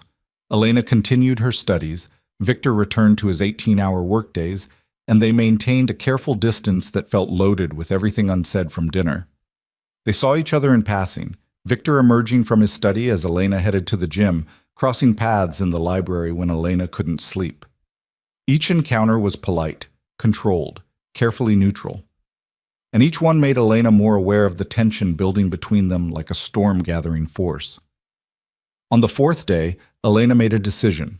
She found Victor in his study around 8 in the evening, the door slightly ajar and soft classical music drifting into the hallway. Elena knocked softly, and Victor's voice called out permission to enter without him looking up from whatever papers consumed his attention. The study was smaller than Elena expected, lined with law books and financial reports, a massive desk dominating the center of the room. But what caught her attention was the drafting table by the window, covered with architectural sketches. Victor followed her gaze and tensed immediately. "Elena, I didn't realize it was you. You said come in." She moved further into the room, drawn to the sketches despite his obvious discomfort. "May I?" Victor's jaw tightened, but after a long moment, he nodded once. The drawings were beautiful, detailed sketches of buildings that blended modern lines with classical elements, spaces designed for both functionality and grace, libraries with soaring ceilings, homes that invited light, community centers that felt welcoming rather than institutional. Each one showed incredible skill and genuine passion. "These are amazing," Elena said softly, tracing the edge of one sketch without touching it. "Victor, these are truly extraordinary. They're fantasies." His voice was tight. "Buildings that will never be built by a man who should have been an architect but became a criminal instead. You could still build them. You have the money, the resources, and zero credibility." Victor stood, moving to stand beside her at the drafting table. "Who's going to hire the mafia boss to design their library? What planning commission approves projects from someone like me? These drawings are just echoes of a life I don't get to have." Elena looked up at him, seeing the grief in his eyes for futures that died with his father. "I'm sorry that you lost that choice. We both lost choices we didn't get to make." Victor's hand moved unconsciously toward one of the sketches, then pulled back like he'd remembered she was watching. "At least I got to keep the dream, even if I can't live it." On impulse, Elena reached out and took Victor's hand, guiding it to the sketch he'd been reaching for. "Don't hide this from me, please. I need to know there's more to you than what you've had to become." Victor's fingers were warm under hers. trembling slightly as they touched the paper. Why does it matter? Because I don't want to hate you. Elena's admission surprised them both. And it's easier to see you as just a criminal, just the man who forced this marriage. But when I see these... She gestured to the sketches, to the evidence of dreams and talent and passion for creating instead of destroying. When I see these, I see someone who might have been extraordinary in a different life. I could say the same about you. Victor turned his hand beneath hers, their fingers tangling together. You would have been an incredible nurse, Elena. You still will be. But in a different life, without your father's debts, without my interference, who knows what else you might have become? They stood there in the quiet study, hands clasped, looking at sketches of buildings that would never exist. And Elena felt something shift inside her. Not forgiveness, not yet, but the first fragile possibility of understanding. Victor, she said quietly. Yes? I'm scared. The truth emerged before she could stop it. I'm scared that if I let myself see you as human, as more than my captor, I'll lose the anger that's keeping me safe. And I'm scared that you'll hurt me worse than you already have, because now I'm starting to care whether you're more than what you've had to become. Victor's breath hitched. His free hand came up slowly, telegraphing the movement, giving her time to pull away. When she didn't, he cupped her cheek with a gentleness that made her chest ache. I would cut my own heart out before I deliberately hurt you, he said, his voice rough with emotion. You're the only good thing in my life, Elena. The only part that isn't stained with blood and compromises. I would destroy myself before I'd let you be destroyed. That's what terrifies me most. Elena's eyes burned with unshed tears. Because that kind of devotion from someone like you feels like being worshipped and consumed at the same time. And I don't know how to survive it. Victor's thumb brushed across her cheekbone, catching a tear that had escaped. Then we learned together how to do this without destruction. How to be married without you becoming my possession. How to... He stopped, unable to finish. How to love without it being a weapon. Elena finished softly. Yes. The word was barely a whisper. They stood there in the amber light of the study, the classical music swelling around them. Two people trying to find solid ground in a situation neither had chosen, but both were now trapped in. And when Victor bent his head slowly, carefully, giving Elena every opportunity to pull away, she found herself rising on her toes to meet him halfway. The kiss was nothing like their wedding kiss. That had been brief, controlled, public. This was private, tentative, searching. Victor's lips were soft against hers, his hand gentle on her face, the other still tangled with her fingers. He kissed her like she was precious, like she might break, like he was terrified she'd disappear if he pushed too hard. Elena's free hand came up to rest against his chest, feeling his heart hammering beneath her palm. The kiss deepened fractionally, Victor's control slipping just enough to show the hunger beneath his careful restraint. And Elena realized with startling clarity that this man, this dangerous, powerful, terrifying man, was completely undone by her smallest responses. When they finally broke apart, both breathing hard, Victor rested his forehead against hers. Stay with me tonight, he said quietly. Not for anything physical, just stay. Let me hold you. Let me prove I can have you close without taking more than you're ready to give. Elena's heart hammered. Every instinct screamed that this was dangerous, that letting him this close was surrendering ground she might never reclaim. But another part, the part that had seen his sketches and heard his confession and felt his restraint, wanted to say yes. Just holding, she whispered. Just holding, Victor confirmed. You have my word. And somehow, against all logic and self-preservation, Elena believed him. Victor's bedroom was nothing like Elena expected. She'd imagined opulence, the kind of excessive luxury that screamed wealth and power. Instead, the space was almost monastic in its simplicity.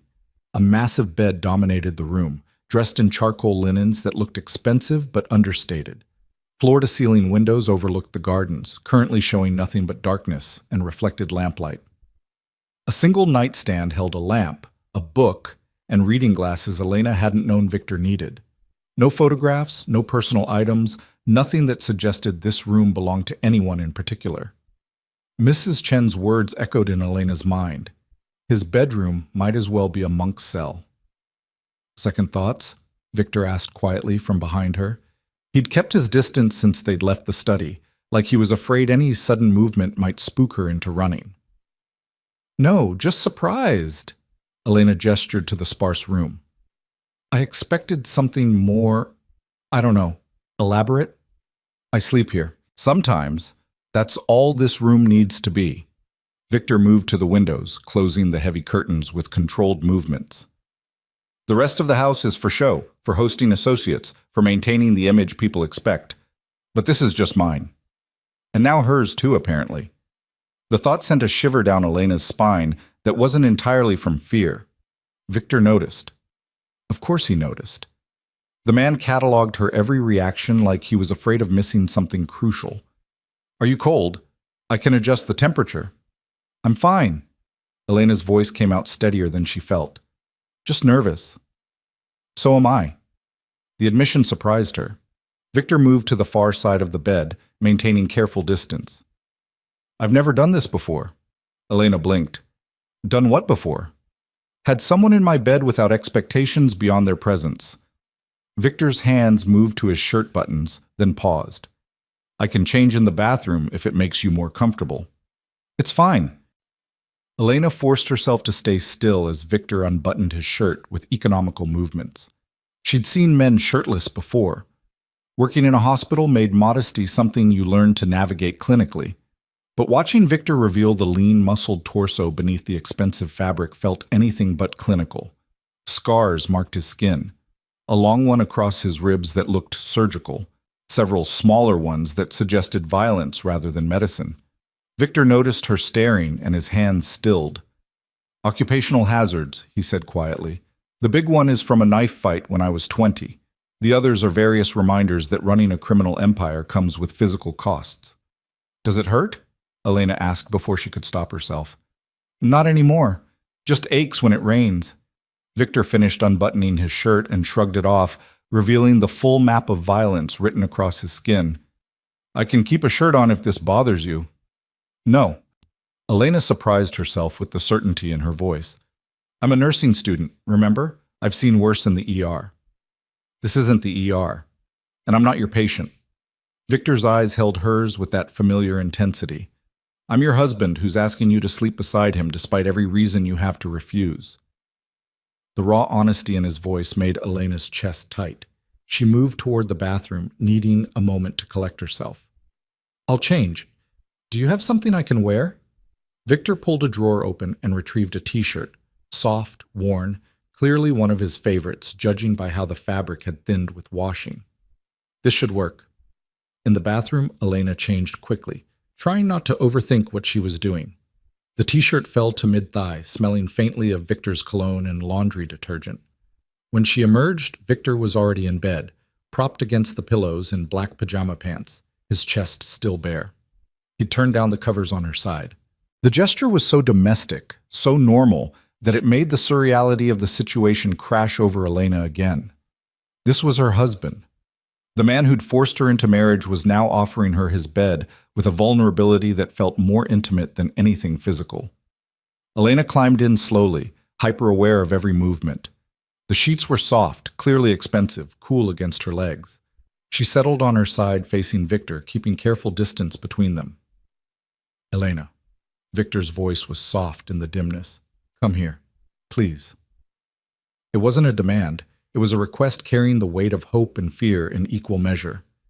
Elena hesitated, then moved closer, letting Victor pull her against his chest. His arm came around her waist, solid and warm, his chin resting on top of her head. Is this okay? He asked, his voice rumbling through his chest against her back. Yes. Elena let herself relax fractionally into his hold. This is okay. They lay there in silence, Elena's heart gradually slowing from its frantic pace.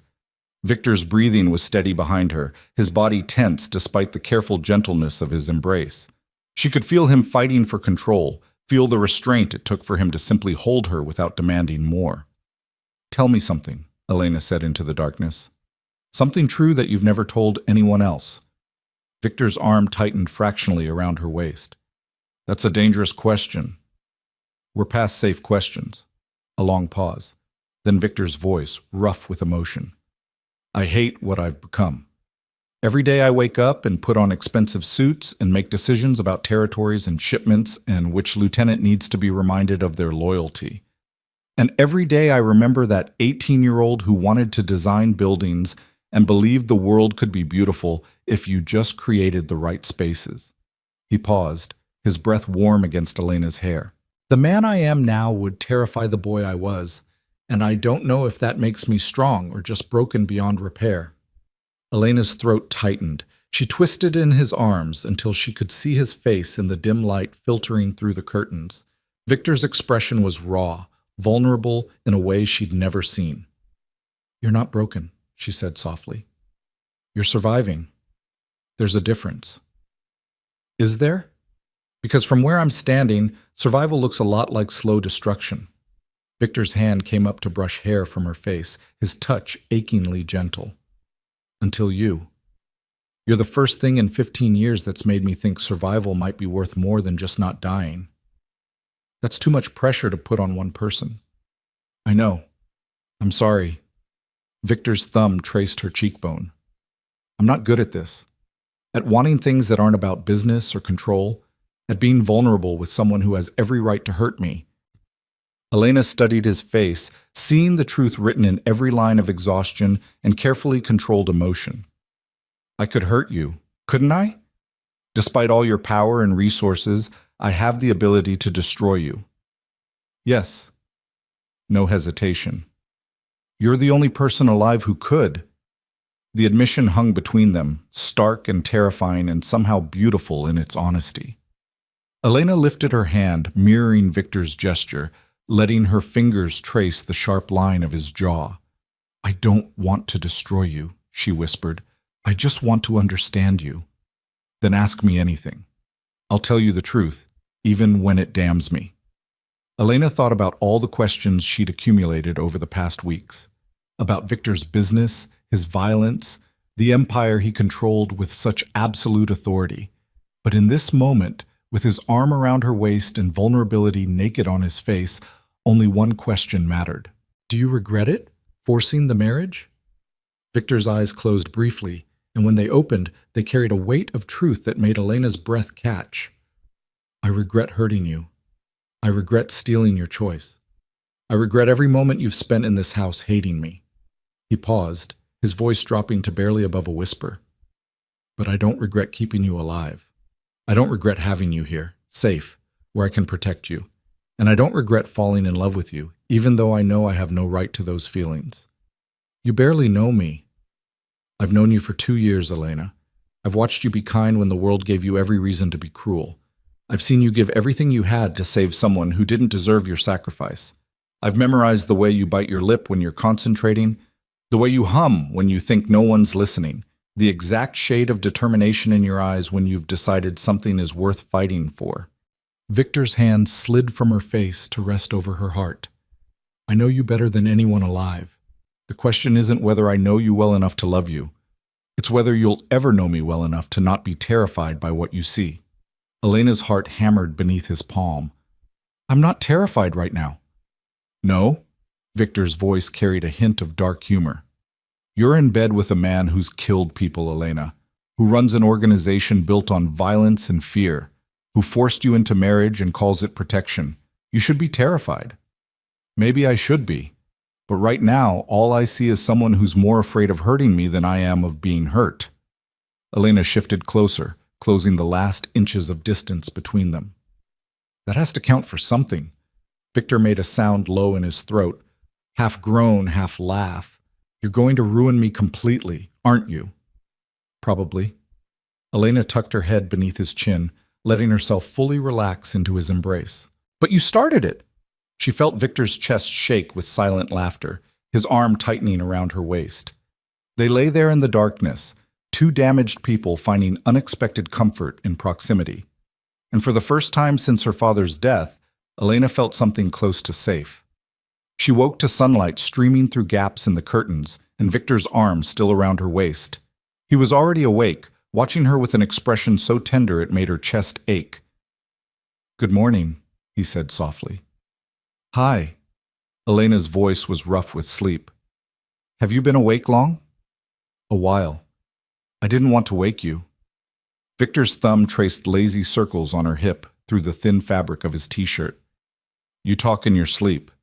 Elena felt heat creep up her neck. What did I say? Nothing coherent, just soft sounds like you were having a conversation with someone. Victor's expression softened. You seemed peaceful. I liked seeing that. The intimacy of the moment overwhelmed Elena. She started to pull away, needing space to process, but Victor's arm tightened fractionally. Don't, he said quietly. Not yet. Give me 5 more minutes of this before we have to go back to being careful with each other. Elena settled back against him, letting herself have this moment of normalcy in a situation that was anything but. Victor's body was warm and solid behind hers, his heartbeat steady against her back. She could feel the control it took for him to keep his touch respectful, to hold her close without demanding more. Victor? She said softly. Thank you. For keeping your word. For not pushing. Elena, I would rather cut off my own hand than break a promise I made to you. Victor pressed a gentle kiss to the top of her head. Your trust is worth more than any momentary satisfaction could ever be. The next few days settled into a routine that felt almost normal. Elena continued her coursework, now joining Victor for breakfast and dinner when his schedule allowed. They talked about inconsequential things, books they'd read, movies neither had time to watch, Elena's clinical rotations and the cases that challenged her. Victor never discussed business, maintaining a careful separation between his criminal empire and the domestic space they were building together. But the truce was fragile, balanced on unspoken agreements and carefully maintained boundaries. And Elena knew with growing certainty that something would eventually shatter it. The something arrived on a Tuesday afternoon in the form of Marcus Chen appearing at the library door while Elena was studying. The tension in his posture immediately put her on alert. Mrs. Romano, I need to speak with you. Elena set down her pharmacology text. Is Victor all right? Mr. Romano is fine. He's handling a situation downtown. Marcus's expression remained professionally neutral, but Elena had learned to read the subtle tells that indicated stress. There's a man at the gate requesting entry. Says he owes Mr. Romano money and wants to negotiate payment terms. Normally, we'd handle this through standard channels, but he's brought his daughter. She's sick, maybe 6 years old, and he's begging to speak to someone with authority. Elena's nursing instincts kicked in immediately. How sick? High fever, having trouble breathing. He says they were turned away from the hospital because they don't have insurance. Marcus hesitated. Mr. Romano would handle this when he returns, but the child looks bad. I thought perhaps you might want to... He didn't finish the sentence. He didn't need to. Elena was already standing, her mind shifting into the clinical detachment she'd learned in the emergency room. Bring them to the main sitting room, and get me the first aid kit from the kitchen, the comprehensive one. I'll need a thermometer, children's acetaminophen if we have it, and water. Elena paused. Does Victor know about this? Not yet. He's in a meeting that can't be interrupted. Elena made a decision that she knew might have consequences she couldn't predict. Bring them in. I'll assess the child. We can figure out the rest after. 10 minutes later, Elena knelt beside a threadbare couch where a little girl lay curled against her father's side. The man was maybe 40, worn down by life and circumstances, his eyes red-rimmed with exhaustion and fear. The girl, Sarah, her father said her name was Sarah, had the glassy-eyed look of a child burning with fever. Elena pressed the back of her hand to Sarah's forehead and bit back a curse. The child was dangerously hot.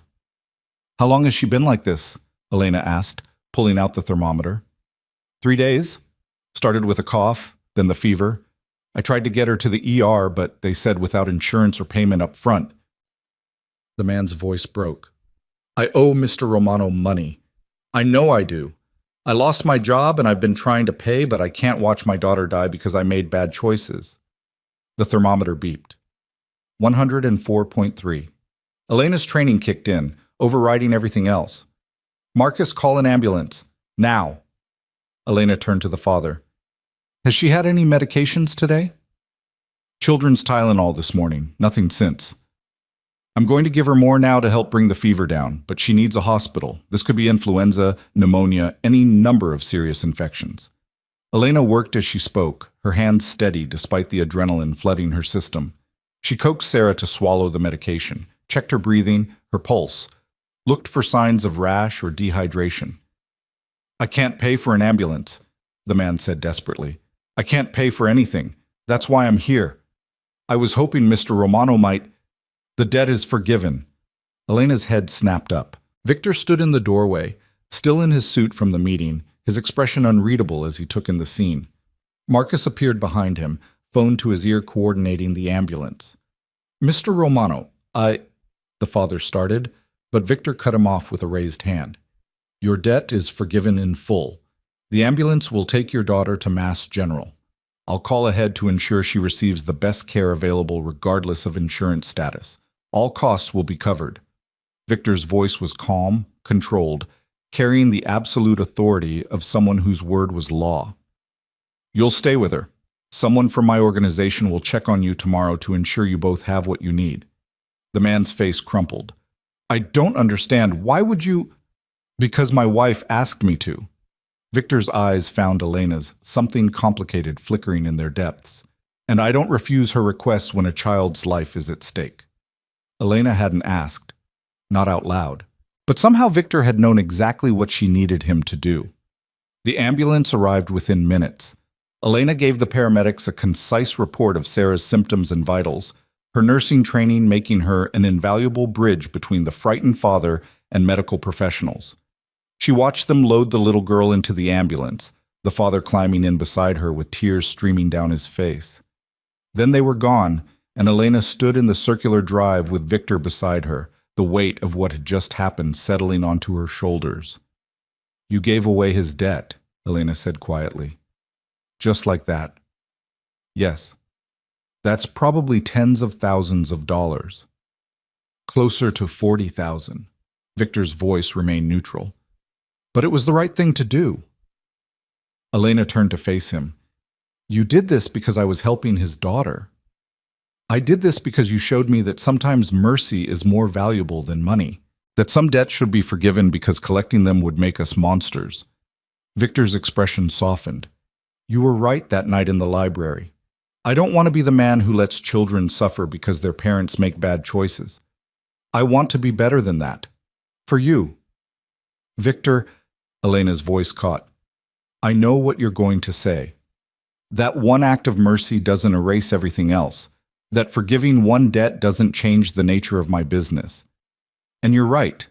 But Elena, every time you look at me like I might be capable of being good, I want to prove you right. I want to become the man you see when you forget to remember what I am. Elena's chest tightened. This was the danger she'd been afraid of.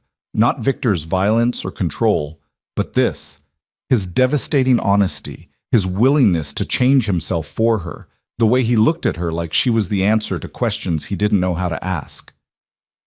I need you to understand something, Elena said carefully. What you just did, forgiving that debt, helping that child, it wasn't because I asked. It was because deep down, underneath all the armor and violence, you're still the boy who wanted to create beautiful spaces for people to live in. You're still capable of being good, Victor. You just needed permission to remember it. Victor's expression cracked, vulnerability flooding his features. He reached for Elena, pulling her into his arms with a desperation that bordered on crushing. She went willingly, wrapping her arms around his waist, feeling him shake with emotion he couldn't voice. I'm falling apart, he whispered against her hair. You're unmaking everything I built to survive, and I don't know how to stop it. Maybe you don't have to stop it. Elena pulled back enough to see his face. Maybe falling apart is how you start building something new. Something new, Victor repeated like he was testing the words. Something that isn't just survival. Something that might actually be living. Elena lifted her hand to his face, letting her palm rest against his cheek. But Victor, I need you to understand. This doesn't mean I've forgiven everything. It doesn't mean we're suddenly okay, or that this marriage is what I would have chosen. I know. Victor turned his face into her palm, pressing a kiss to her wrist. But it means you're willing to let me try. to become something better, and that's more than I deserve. They stood there in the afternoon sun, holding each other while the world continued around them. And Elena felt something shift in her chest, not love, not yet, but the first fragile seeds of possibility. That night, Elena found herself in Victor's bed again, without discussion. It had become their unspoken routine, studying in her suite until exhaustion set in, then migrating to Victor's room where he would hold her while she slept. He never pushed for more, never violated the boundaries they'd established, just held her like she was precious, like her presence was enough. But tonight felt different. The residual adrenaline from Sarah's crisis, the weight of Victor's confession in the driveway, the growing awareness that she was starting to care about him beyond simple survival, it all combined into a tension that thrummed between them. Elena lay facing Victor, their faces inches apart in the dim light. His hand rested on her hip, his touch careful but unmistakably possessive. "Tell me what you're thinking," Victor said softly. "I can feel you thinking too hard to sleep." "I'm thinking that I don't know who I am anymore." Elena's admission came out barely above a whisper. "I used to be so clear about right and wrong, good and bad. But now I'm lying in bed with a man who runs a criminal empire, and all I can think about is how much I like the way you hold me, how safe I feel despite knowing I should be terrified, how I'm starting to look forward to breakfast conversations, and the way you remember every small thing I tell you." "Elena, let me finish." She pressed her fingers to his lips, feeling them part in surprise. "I'm falling for you, Victor, not because of the money or the protection or the forced proximity, but because you look at me like I matter more than anything else in your world. Because you let me see the broken parts beneath the armor. Because when I needed you to be good, you didn't hesitate." Victor's breath hitched against her fingers. When he spoke, his voice was rough with emotion. "You have no idea what those words mean to me." "Then show me." Elena's pulse hammered. "Show me what it means when I choose you instead of just surviving you." Victor's eyes went dark, his hand tightening on her hip. "Elena, if I kiss you right now, really kiss you, not the careful restraint we've been maintaining, I don't know if I'll be able to stop. You're unraveling my control." "Good." Elena shifted closer, closing the last breath of distance between them. "I don't want your control right now. I want you." The sound Victor made was halfway between a groan and a surrender. Then his mouth was on hers, and this kiss was nothing like the gentle exploration in his study. This was hunger barely leashed, 2 weeks of restrained desire finally given permission. His hand slid from her hip to the small of her back, pulling her flush against him, and Elena gasped at the full-body contact. Victor used the opening to deepen the kiss, his tongue sliding against hers with devastating skill. Elena's hands fisted in his hair, holding him close, giving as good as she got. She felt his restraint fraying, felt the desperation in how he touched her, like he still couldn't quite believe she was allowing this. When they finally broke apart, both breathing hard, Victor rested his forehead against hers. "Elena, we need to stop. Before I lose the ability to stop." "What if I don't want you to stop?" The words were out before Elena could second-guess them. Victor's whole body went rigid. "Don't say that unless you mean it. Don't offer something you're not ready to give because you think it's expected or because you feel like you owe me." "I don't owe you anything." Elena's voice was steady despite her racing heart. "But I'm choosing to give you this. I'm choosing you, Victor, not because I have to, but because I want to."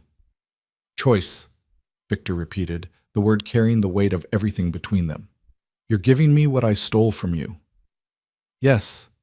Elena kissed him again, softer this time. "So stop overthinking and just be with me. Let me choose you." What happened next was tender and devastating in equal measure. Victor made love to her like she was something sacred, something he'd been waiting his entire life to be allowed to touch. Every kiss carried reverence. Every touch spoke of desperate gratitude. Every whispered word against her skin was a confession of feelings too big for simple language. And Elena gave herself to him completely, not as payment for debts or surrender to force, but as a gift freely given. She let Victor see her vulnerable, let him know her body as thoroughly as he'd studied her life, let herself fall into sensation without the armor of anger to protect her. Afterward, they lay tangled together, sweat slicked and trembling, Victor's arms locked around Elena like he was afraid she'd disappear. "I love you," he whispered against her hair. "I know I have no right to those words, but I need you to know. I love you more than I thought I was capable of loving anything." Elena's throat tightened. She wasn't ready to say the words back, wasn't sure if what she felt was love or just the beginning of something that might become love. But she could give him truth. "I'm not there yet," she said softly, "but I'm closer than I thought I'd ever be. Ask me again in a month. Ask me when I've had time to separate gratitude from genuine feeling. I'll ask you every day for the rest of my life if that's what it takes." Victor kissed her temple. "I can be patient. I've been patient for 2 years. What's a few more months if it means you might choose to love me back?" They fell asleep like that, wrapped around each other, two broken people finding unexpected wholeness and connection. And Elena dreamed of buildings with soaring ceilings and spaces designed for beauty instead of function, of a life that might be possible if they could just hold on to this fragile thing they were building. But in the darkness beyond the estate walls, forces were already moving that would test whether what they had could survive the violence Victor's world demanded. Whether choosing each other was enough when the cost of that choice meant becoming targets for everyone who wanted to see Victor Romano fall. The warning came 3 days later in the form of Marcus Chen's grim expression and the assembled security team crowding Victor's study at 7 in the morning. Elena had been making coffee in the kitchen when Mrs. Chen appeared, her usual composure cracked by barely controlled fear. "Mrs. Romano, you need to come with me now." Elena's nursing training kicked in. Assess, don't panic, move with purpose.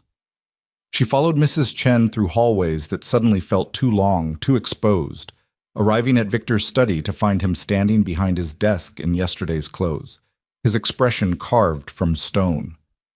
"What happened?" Elena asked, her voice steadier than her pulse. Victor's eyes found hers, and the naked fear she saw there made her stomach drop. "The Volkov family knows about you. They know you matter to me, and they've made it clear that taking you would be the fastest way to destroy everything I've built." Marcus stepped forward, placing photographs on the desk. Elena moved closer despite the dread pooling in her gut. The images showed her, leaving the estate gates for her clinical rotation at Mass General, walking through the hospital parking garage, studying in the library through the floor-to-ceiling windows. Every photograph had been taken within the last 48 hours by someone who'd gotten close enough to kill her if they'd wanted to. "They're making a point," Victor said, his voice deadly calm in the way that suggested violence barely leashed. "They can reach you whenever they want. The security I have in place isn't enough. So what do we do?" Elena forced herself to look at the images, to face the reality of being marked for violence. "I'm moving you to a safe house, somewhere they can't find, with triple the security." Victor's tone brooked no argument. "You'll stay there until I've neutralized the threat." "No!" The word came out sharp and certain. Victor's head snapped up. "Elena, this isn't negotiable. Your life is in danger." "Then my life has been in danger since my father first borrowed money from your organization." Elena moved around the desk, forcing Victor to look at her instead of the photographs. "You said I was a target whether I was here or not. Running to a safe house just means living in a different cage while you handle this alone." "That's exactly what it means. And that's what's going to happen." Victor's jaw tightened. "I won't risk you. And I won't let you face this without me." Elena planted her hands on the desk, leaning forward. "You told me I wasn't a possession, that you wanted me to choose this life, choose you. Well, I'm choosing. And what I'm choosing is to stay here, in our home, and help you find a better solution than just hiding me away." "There is no better solution. The Volkovs are sending a message that they're willing to escalate. That means I need to respond with overwhelming force before they actually move against you." "Which means what? You're going to start a war?" Elena's voice rose despite her effort to stay calm. "Kill people, risk your own life, potentially destroy everything you've built, all because I became a weakness someone wants to exploit?" "Yes." No hesitation. "I would burn my entire empire to ash if it meant keeping you safe." The declaration should have been romantic. Instead, it terrified Elena because she heard the absolute truth in Victor's voice. He would destroy himself, his organization, everything he'd built from the ashes of his father's death, all to protect her. That's not love, Victor. That's obsession. Elena's hands trembled. And I won't be responsible for you becoming the monster everyone already thinks you are. Victor flinched like she'd struck him. What would you have me do? Wait for them to take you? Let them use you against me? Stand by while they... He couldn't finish, his control cracking. I can't, Elena. I can't lose you. Then don't lose yourself trying to save me. Elena moved around the desk, taking Victor's face in her hands and forcing him to meet her eyes. There has to be another way. Something that doesn't require you to become what you've been trying not to be. Marcus cleared his throat quietly. Actually, there might be. Both Victor and Elena turned to look at him. Marcus straightened under their combined attention, his expression thoughtful. The Volkovs are making this move because they think Mrs. Romano is a secret, a vulnerability you've been hiding. But what if we do the opposite? What if we make her visible, make it clear that she's not a hostage to be taken, but a partner who's chosen this life? You want to paint an even bigger target on her back? Victor's voice was dangerous. I want to change the nature of the target. Marcus pulled out his phone, typing rapidly. If Elena is seen as an active participant in the Romano family business, not the criminal side, but the legitimate operations, then taking her becomes an act of war against someone with her own power base, not just an attack on your weakness. Elena's mind raced, seeing where Marcus was going. You want me to become public, to step out of the shadows. More than that, I want you to become untouchable by being too visible to touch. Marcus looked at Victor. You've been keeping the charitable foundation quiet, using it as a tax shelter and occasionally making donations. But what if we made it Mrs. Romano's project? She establishes a healthcare initiative for underserved communities, makes public appearances, builds relationships with politicians and media. She becomes someone who matters in her own right. That makes her a bigger target, Victor said flatly. No, it makes her a different kind of target, one that's too politically complicated to touch. Marcus's voice carried conviction. Right now, the Volkovs see her as a civilian you're protecting. But if she's running a major charitable foundation, appearing in newspapers, shaking hands with the governor, they can't just snatch her off the street. The blowback would be massive. The attention would make their usual methods impossible. Elena felt something click into place. You're saying I fight back by becoming too important to disappear. Exactly. And in the process, you might actually do some good. Marcus gestured to the photographs. These were taken because you were vulnerable and isolated. Make yourself neither, and the whole equation changes. Victor was silent for a long moment, his jaw working. Elena could see him running scenarios, assessing risks, fighting against every instinct that said to hide her away and eliminate threats through violence. It's too dangerous, he said finally. More dangerous than starting a war with the Volkovs? Elena challenged. More dangerous than you going after them and potentially getting yourself killed? Because that's the alternative, Victor. You said yourself they're escalating. We can't unring this bell. We can only change how we respond to it. And if they move against you anyway, if they decide the risk is worth it, then I'll have security with me. Marcus's people who know how to protect someone in public, not just lock them in a fortress. Elena's hands tightened on Victor's face. But Victor, I need you to trust me on this. I need you to believe I can be strong enough to handle this. I know you're strong enough. That's not what I'm worried about. Victor's voice dropped to barely above a whisper. I'm worried that I'm not strong enough to watch you put yourself at risk. That I'll see a threat and lose control, and everything we've built together will shatter because I couldn't let you be in danger. Elena's chest ached at the raw fear in his voice. This was what loving her cost Victor. The constant terror of loss, the awareness that his feelings made him vulnerable in ways no amount of power could protect against. Then we learn together, she said softly, echoing words from weeks ago. We learn how to do this without destruction, how to face threats without losing ourselves. Victor closed his eyes, his hands coming up to cover hers where they still cupped his face. When he opened them again, Elena saw resignation and determination warring in their depths. If we do this, we do it properly. Full security detail whenever you leave the estate, armored vehicles, background checks on everyone you interact with. I want Marcus coordinating everything personally. Victor's voice hardened with each requirement. And at the first sign that this isn't working, that you're in actual danger, you go to the safe house. No arguments. Deal. Elena rose on her toes to kiss him, soft and quick. Now tell me about this charitable foundation. The next 2 weeks passed in a whirlwind of activity that left Elena's head spinning. The Romano Foundation, previously a shell operation for tax purposes, was restructured with Elena as its public face and director. Lawyers drew up proper bylaws, accountants allocated actual funding, and Elena found herself with a staff of 5 dedicated to implementing her vision for healthcare access in underserved communities. She poured herself into the work with the same intensity she'd brought to her nursing studies. Mobile health clinics for neighborhoods without easy hospital access, partnerships with medical schools to forgive debt for graduates willing to work in community health, a prescription assistance program for patients who couldn't afford their medications. Victor provided resources without question, watching Elena transform his money laundering operation into something that might actually save lives. She caught him sometimes, standing in doorways while she worked, his expression complex with emotions she was learning to read: pride, fear, love, and something that looked almost like awe. "You're doing what I never could," he said one evening, finding her buried in grant proposals at the desk in their bedroom. Their bedroom now, not just his. Elena had moved her things from the East Wing weeks ago without discussion, and Victor had made space for her like he'd been waiting his whole life to share his most private sanctuary. "What's that?" Elena asked, stretching muscles sore from hours of sitting. "Making something good from my empire." Victor moved behind her chair, his hands settling on her shoulders and kneading the tension with surprising skill. "I've spent 15 years building power and telling myself it was necessary for protection, but you took that power and turned it into something that actually helps people.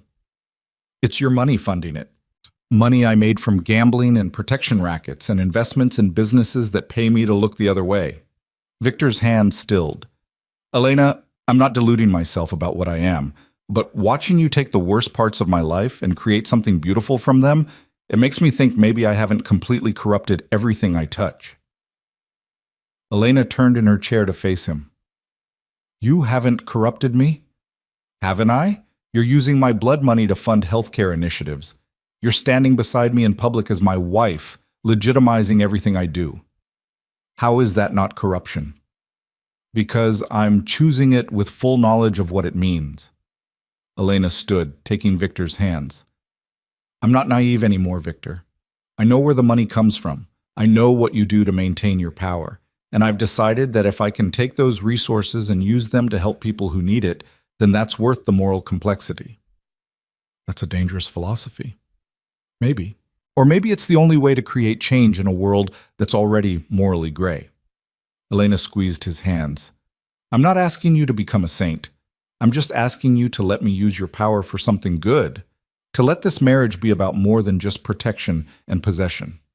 Victor pulled her close, his arms coming around her with the familiar desperation that suggested he still couldn't quite believe she was real. "You're going to transform everything, aren't you? My business, my life, me. Is that so terrible?" "Terrifying, but not terrible." Victor pressed a kiss to her temple. "Just promise me something." "What?" "If this becomes too much, if the danger, the publicity, the constant scrutiny gets to be more than you can handle, you'll tell me. You won't just endure it because you think you have to." "I promise." Elena tilted her face up for a proper kiss. "Now come to bed. We have that meeting with the hospital board in the morning, and I need to be sharp." "You're always sharp." But Victor let her pull him toward the bed, toward the life they were building together, one careful choice at a time. The Foundation's official launch event was scheduled for a Friday evening at one of Boston's premier hotels. Elena had fought for a more modest venue, but Victor had been immovable on this point. If they were making her public, they were doing it in a way that screamed power and legitimacy. The guest list read like a who's who of Boston society and politics. State senators, hospital administrators, business leaders, and carefully vetted media representatives. Marcus had personally approved every name, running background checks that probably violated a dozen privacy laws.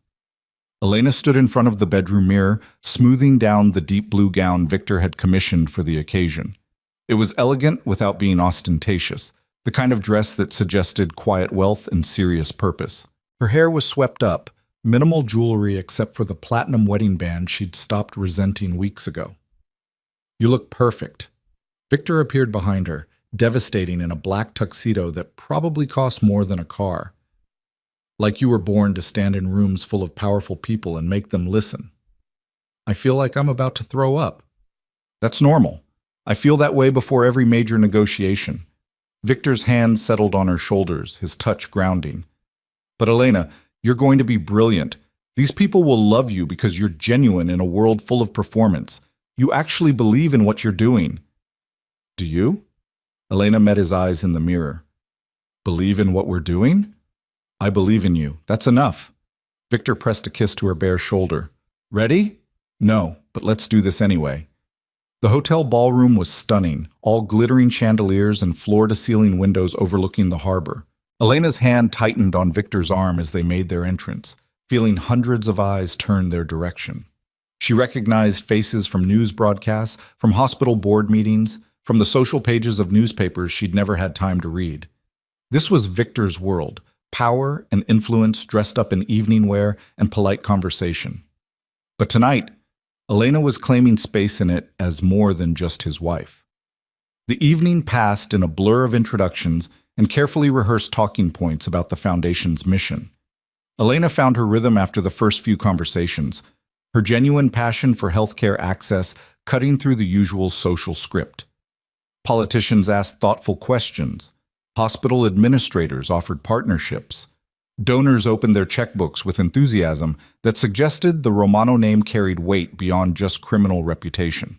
And through it all, Victor remained at her side, supportive but not controlling, present but not overshadowing. He let Elena shine, let her be the center of attention, his pride in her evident in every glance. "Mrs. Romano, I have to say I'm impressed." The speaker was Senator Patricia Hayes, a woman whose anti-corruption platform had made her popular with voters and feared by people like Victor. "When I heard about this foundation, I assumed it was the usual charity washing operation. But you clearly have actual expertise and genuine commitment." Elena felt Victor tense beside her, but kept her expression pleasant. "Thank you, Senator. Healthcare access isn't a pet project for me. It's what I've dedicated my career to. The foundation is just a way to make that work possible on a larger scale. And the fact that it's funded by your husband's considerably gray area business ventures doesn't concern you?" The directness of the question would have rattled Elena weeks ago. Now she met the senator's eyes steadily. "My husband's business is his business. The foundation's work is mine. I can't change where the money came from, but I can determine where it goes. And if I can use those resources to provide health care to people who desperately need it, I'm going to do that without apology." Senator Hayes studied her for a long moment, then smiled with what looked like genuine approval. "You know what, Mrs. Romano? I think we're going to work well together. My office will contact you next week about co-sponsoring some healthcare legislation I'm drafting." After she walked away, Victor leaned close to murmur in Elena's ear, "You just won over one of my biggest political enemies. That was impressive and slightly terrifying." "She's not your enemy if I'm working with her," Elena pointed out. "That's the whole point of this, remember? Changing the equation." "You're enjoying this." Victor sounded somewhere between amused and amazed. "Actually enjoying being in the spotlight." Elena considered that. "Not the spotlight exactly, but the opportunity to do real good with real resources? Yes, I'm enjoying that very much." The rest of the evening reinforced that realization. Elena discovered she had a gift for navigating these social waters. Her nursing background gave her credibility, her genuine passion disarmed skeptics, and her association with Victor opened doors that would have remained closed to a random nursing student with good intentions. By the time they returned to the estate past midnight, Elena was exhausted but energized in equal measure. She kicked off her heels in the bedroom, groaning with relief as her feet hit the carpet. "Remind me never to wear those particular shoes again." Victor caught her around the waist from behind, pulling her back against his chest. "You were magnificent tonight. Every person in that room was captivated by you." "They were captivated by the Romano Foundation's budget," Elena corrected, but she leaned into Victor's embrace. "Though I admit, it felt good. making connections, finding partners who actually care about this work. Senator Hayes practically pledged allegiance to you. Victor's voice carried a hint of dark humor. I've been trying to get her to take a meeting with me for 3 years. You had her eating out of your hand in 10 minutes. That's because I'm not trying to buy her or threaten her. I'm just asking her to help me do something she already believes in. Elena turned in Victor's arms. This is going to work, isn't it? Marcus's plan to make me too visible to touch. It's already working. I had 3 different associates message me tonight asking if they could contribute to the foundation. These are men who've never done anything charitable in their lives, but they understand that being seen supporting you is politically smart. Victor's expression grew serious. The Volkovs are watching too. Marcus's intelligence says they're reassessing their approach. Good. Elena started removing her jewelry, the weight of the evening settling on her shoulders. I'm tired of being afraid, tired of living in a fortress and seeing threats in every shadow.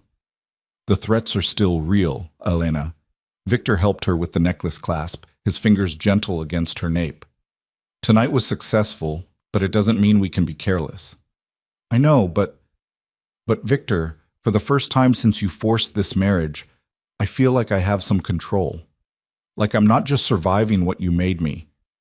I'm building something of my own. Elena met his eyes in the mirror. Does that scare you, that I'm becoming powerful in my own right? Victor was quiet for a long moment, his hands resting on her shoulders. It should terrify me. Power in someone else's hands is always a risk. But with you?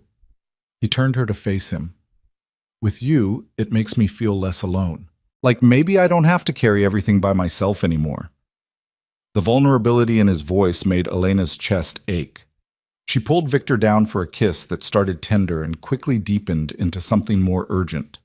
They made love with the desperation of people who'd come too close to losing each other, who'd faced threats and found strength in partnership instead of isolation. Afterward, tangled together in the darkness, Elena felt Victor's fingers tracing absent patterns on her back. I have something to tell you, he said quietly, and I need you to hear all of it before you react. Elena's stomach tightened, but she forced herself to stay calm. Okay. The man whose debt you helped me forgive. Sarah's father. He came to see me yesterday. Victor's voice was carefully controlled. He wanted to thank me, to offer his services, anything to repay what I'd done for his daughter. What did you tell him? I told him the debt was forgiven, that I expected nothing in return. But Elena... Victor paused. He insisted on showing his gratitude somehow. So I offered him a job. Legitimate work, warehouse management for one of my shipping operations. Good pay, benefits, the ability to support his family without debt hanging over him. Elena pulled back to see Victor's face in the dim light. That was kind of you. It was strategic. Victor's honesty remained unflinching. Because when word got out that I'd not only forgiven his debt but given him employment, 3 other men who owed me money came forward. They asked if the same terms might apply to them. Forgiveness in exchange for legitimate work. A chance to get out from under crushing interest and fear. And? Elena's pulse quickened, seeing where this was going. And I said yes. To all of them. Victor's expression was complex. Do you understand what you've done? You've shown me a different way to maintain loyalty. Not through fear and debt, but through opportunity and mercy. It's not the full solution. I can't just forgive every debt and expect my organization to remain solvent. But for the small-time borrowers, the desperate men who made bad choices but aren't real criminals, this gives them a way out. Elena's throat tightened. You're changing, really changing. You're changing me, whether I want you to or not. Victor pulled her close again. And the terrifying thing is that it feels right. Like maybe I've been doing this wrong for 15 years, and it took you showing up to make me see it. It's not all changing, though, is it? Elena forced herself to ask the hard question. You're still running gambling operations, still collecting from people who can't pay, still using violence when someone crosses you. Yes. No lies. I'm trying to be better, Elena, but I can't transform my entire organization overnight. There are too many people who depend on the current structure. Too many enemies who would see reform as weakness and move against me. But I'm looking for ways to shift. to move more money into legitimate businesses, to reduce the harm I cause while still maintaining enough power to protect what's mine. What's yours meaning me, meaning you, the people who work for me, the territories I control. All of it. Victor's voice hardened slightly. I won't apologize for wanting to keep you safe, Elena. I won't pretend that my motivations are purely altruistic, but I'm trying to find a middle ground between the monster I've had to be and the man you make me want to become. Elena absorbed that, recognizing the truth in it. Victor wasn't going to become some reformed saint, but he was genuinely trying to be less of a villain. And maybe that was all she could reasonably ask for from someone whose entire life had been shaped by violence and survival. Then I'll take the progress and keep pushing for more, she said finally. But Victor, you need to understand, the foundation, the public work I'm doing, it can't be tainted by your criminal operations. If my healthcare initiatives get connected to drug trafficking or violent crime, everything we're building falls apart. I know, that's why I've been careful to keep those worlds separate. Victor's jaw tightened. It's also why I've been restructuring, moving away from the high-risk operations that are most likely to draw federal attention. It's slow and it's costly, but I'm doing it. For me? For us. Because I want a future where I'm not constantly waiting for the other shoe to drop, where maybe our children won't have to grow up afraid of who their father is. The casual mention of children made Elena's breath catch. Children? We've never talked about children, Victor tensed. I shouldn't have said that. No. Elena pressed her fingers to his lips. Don't take it back. I want to know what you imagine for our future. Victor was quiet for so long, Elena thought he might not answer. When he finally spoke, his voice carried a yearning that made her chest ache. I imagine a life where you run the foundation and I run increasingly legitimate businesses, where we attend galas and hospital fundraisers, and the worst scandal about us is that we're too affectionate in public. I imagine children who inherit your kindness and my stubbornness, who grow up safe and loved and never have to wonder if their father is going to come home. I imagine being able to love you openly without it making you a target. I imagine peace, Elena. After 15 years of war, I imagine peace. Tears burned Elena's eyes. I want that too. I want it so much it terrifies me. Then let's build it. One day at a time, one choice at a time. You transform my blood money into healthcare. I transform my empire into something our children won't have to be ashamed of. We keep pushing toward something better. Together, Elena whispered.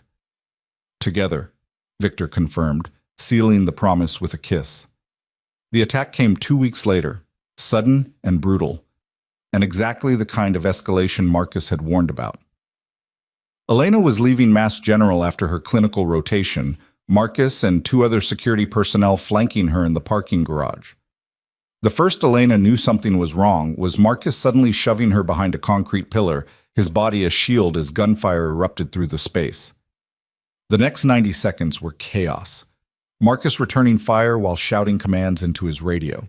The security team engaging attackers Elena couldn't see. The acrid smell of gunpowder and the metallic taste of terror. Elena pressed herself against the concrete, her nursing training screaming at her to run toward the wounded while survival instinct kept her frozen. Then Victor's voice, sharp with command. Status! 3 hostiles down, 1 retreating. Mrs. Romano is secure. Marcus's voice was steady despite the violence. We need extraction now. Elena heard more gunfire, then sudden silence. Strong hands pulled her upright. Victor, his face a mask of controlled fury, checking her for injuries with hands that trembled slightly despite their efficiency. You're hit, Elena said, seeing blood on his sleeve. Graze. Not important. Victor's eyes were wild, barely controlled. We're leaving, now. The drive back to the estate was tense and silent. Victor held Elena against his side, his arm like iron around her shoulders, his jaw clenched so tight she could see muscles jumping. Marcus coordinated cleanup and intelligence gathering via phone, his professional calm a stark contrast to Victor's barely leashed violence. Inside the house, Victor pulled Elena straight to their bedroom, locking the door and then rounding on her with an expression she'd never seen before. Rage and terror and desperate relief all warring for dominance. You were almost killed. His voice shook. If Marcus hadn't seen them first, If the security hadn't been exactly where they were supposed to be, but they were, I'm fine. Elena reached for him, but Victor pulled back. This was the Volkovs, making good on their threat because we made you visible instead of hiding you away. Victor's hands clenched into fists. I'm calling it off. The foundation, the public appearances, all of it.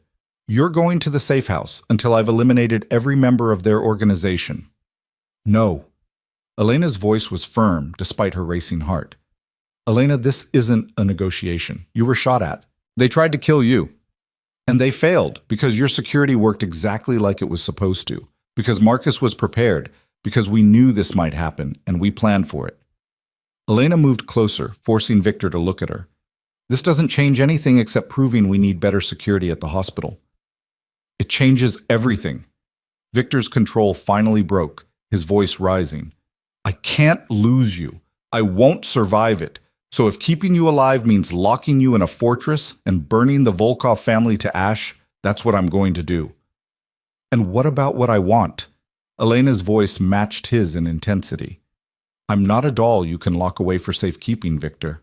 I'm your wife, your partner. And I'm telling you that I won't let them win by making me hide. This isn't about winning. This is about you being alive. It's about both. Elena grabbed Victor's face, forcing him to focus on her instead of his spiraling fear. Yes, I was terrified. Yes, being shot at was the most horrible 90 seconds of my life.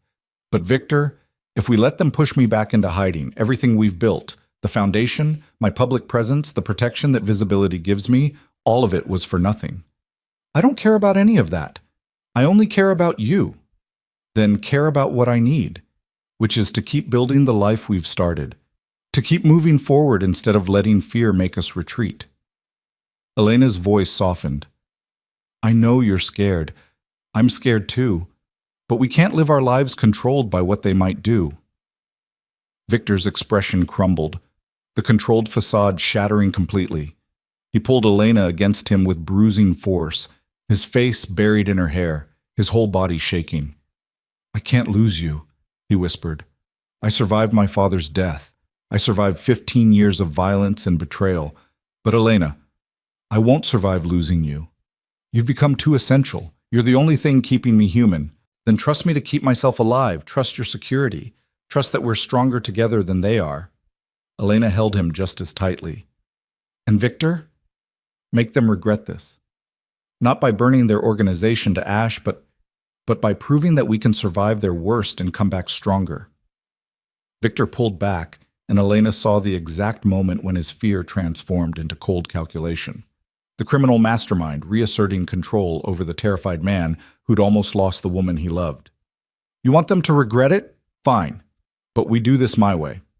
Victor's voice dropped to that dangerous calm that suggested violence was about to be deployed with surgical precision. Marcus, get in here. Marcus entered immediately, as if he'd been waiting just outside the door. Sir? I want a complete threat assessment on the Volkov family, every member, every associate, every business they run, and I want proposals for surgical strikes that cripple their operations without starting an all-out war. Victor's arm remained locked around Elena. They tried to kill my wife. They need to understand the cost of that mistake. Already working on it. We identified the shooters from security footage. 2 are dead, 1 is in custody. Marcus's expression was grim. They're low-level contractors. The Volkovs are insulating themselves with deniability. Then we remove the insulation, find their weak points. Accounts I can freeze, operations I can expose, family members who might be persuaded to see reason. Victor's jaw tightened. I want them to feel the consequences without giving them an excuse to escalate further. And Mrs. Romano's security? Triple it. I want a full team on her at all times when she leaves the estate. Armored vehicles, advance routes, the works. Victor looked at Elena. You want to keep going to the hospital? Keep running the foundation? Fine. But you do it with enough security that an army couldn't touch you. Elena nodded, recognizing this was as much compromise as she was going to get. Agreed. The next week was a masterclass in controlled destruction. Elena watched Victor dismantle the Volkov family's operations with the precision of a surgeon removing cancer. Bank accounts frozen through connections she didn't want to know about. Shipments intercepted by suddenly vigilant customs officials. Business partners who mysteriously decided the Volkovs were too high risk to work with. No bodies, no overt violence. Just the steady, inexorable dismantling of an empire by someone who understood exactly where the pressure points were. And through it all, Elena continued her work.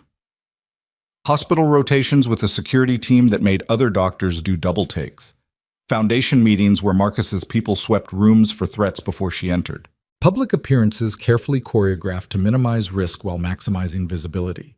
Senator Hayes's office called with the promised healthcare legislation, and Elena threw herself into supporting it.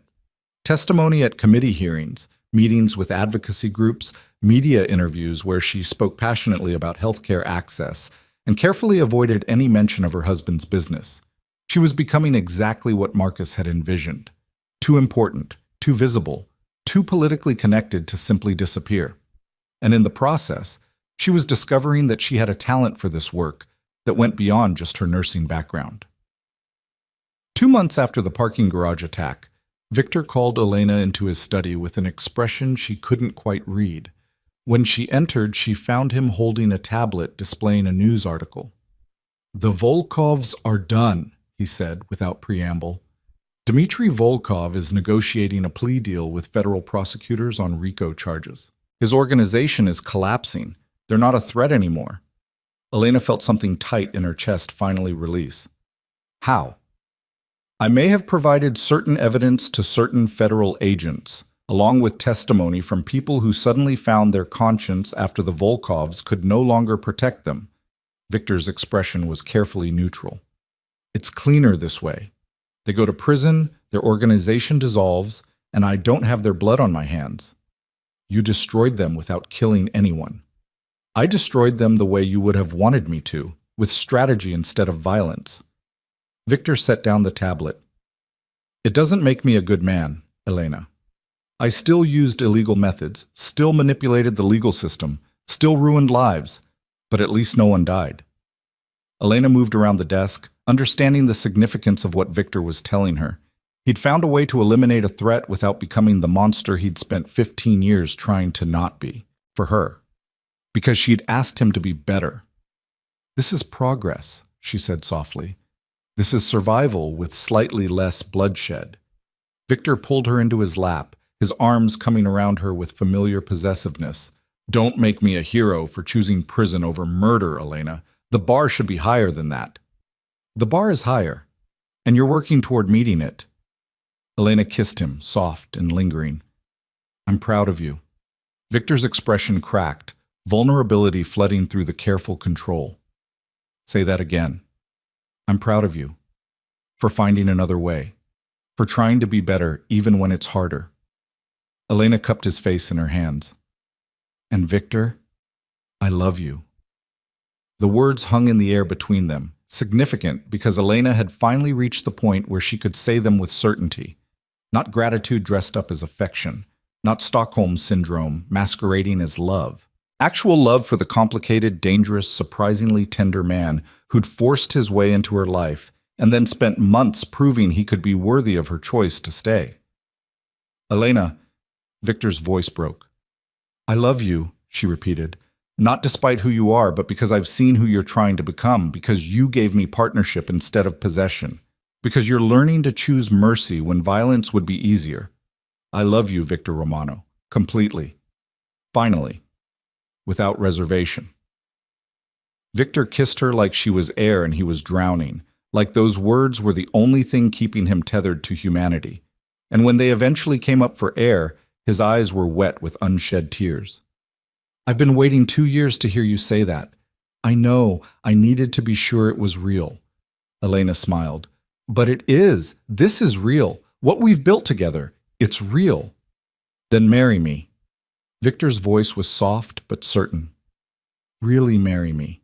Not the forced ceremony in a church you hated. A real wedding where you choose me freely.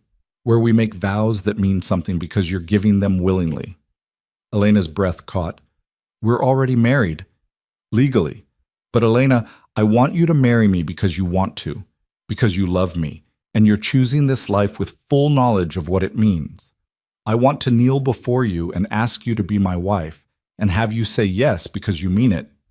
The idea settled into Elena's chest with surprising rightness, a chance to reclaim what had been stolen, to transform forced vows into chosen promises, to stand before witnesses and declare her love instead of her resignation. "Yes," she whispered. "Ask me." Victor slid from the chair to kneel before her, taking her hands in his. His eyes held hers, dark and intense and full of desperate hope. "Elena Carter Romano, will you marry me? Not because of debts or threats or force, but because we've built something worth keeping. Because I love you more than I thought it was possible to love anyone. Because you've transformed my life in ways I never imagined. Will you choose me, knowing everything you know? Will you be my wife not as a cage, but as a partnership we build together?" Elena's eyes burned with happy tears. "Yes, 1,000 times yes." Victor surged up to kiss her, and they sealed the promise there in his study, surrounded by evidence of the empire he was slowly transforming into something they could both live with. The second wedding took place 6 weeks later in a garden ceremony that felt like the opposite of their first. Intimate instead of forced, joyful instead of terrifying, chosen instead of compelled. Elena wore a dress she'd selected herself, simple ivory lace that made her feel beautiful instead of like a doll being dressed for display. Mrs. Chen cried. Marcus served as best man with obvious pride. Senator Hayes attended, along with hospital administrators, foundation staff, and a carefully curated selection of guests who represented the life Elena and Victor were building together. Legitimate, visible, hopeful.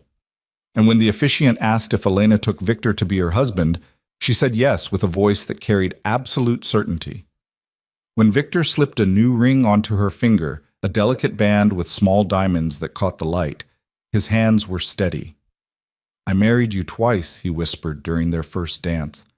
"The first time I stole your choice. The second time you gave it freely. Thank you for giving me a second chance." "Thank you for becoming someone worth giving it to," Elena whispered back. They danced surrounded by people who mattered, in a garden Victor had designed himself using the architecture skills he'd thought he'd lost forever. The house behind them was being renovated to incorporate more of his drawings, spaces designed for beauty and light instead of just function and security. The foundation was thriving, with 3 mobile health clinics now operating and legislation pending that would expand Medicaid coverage in ways that could help thousands. Victor's businesses were becoming increasingly legitimate, the violence and criminal operations slowly being replaced by legal enterprises that generated wealth without requiring moral compromise. It wasn't perfect. There were still threats, still danger, still aspects of Victor's empire that Elena couldn't examine too closely. But they were moving in the right direction, building something together that acknowledged the darkness while reaching toward light.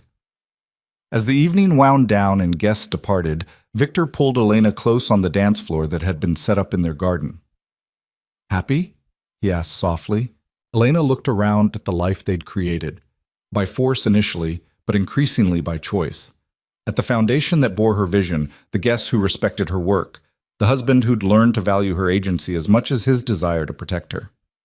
"Yes," she said simply. "I'm happy." And she was, not in the uncomplicated way of fairy tales, but in the complex, hard-won way of people who'd fought for every inch of common ground, who'd started with violence and force and somehow, impossibly, found their way to partnership and love. Victor had stolen her life 2 years ago in a parking lot, and then again at a forced wedding. But in the months since, Elena had stolen pieces of him too. His certainty, his willingness to use violence as a first resort, his belief that he was beyond redemption.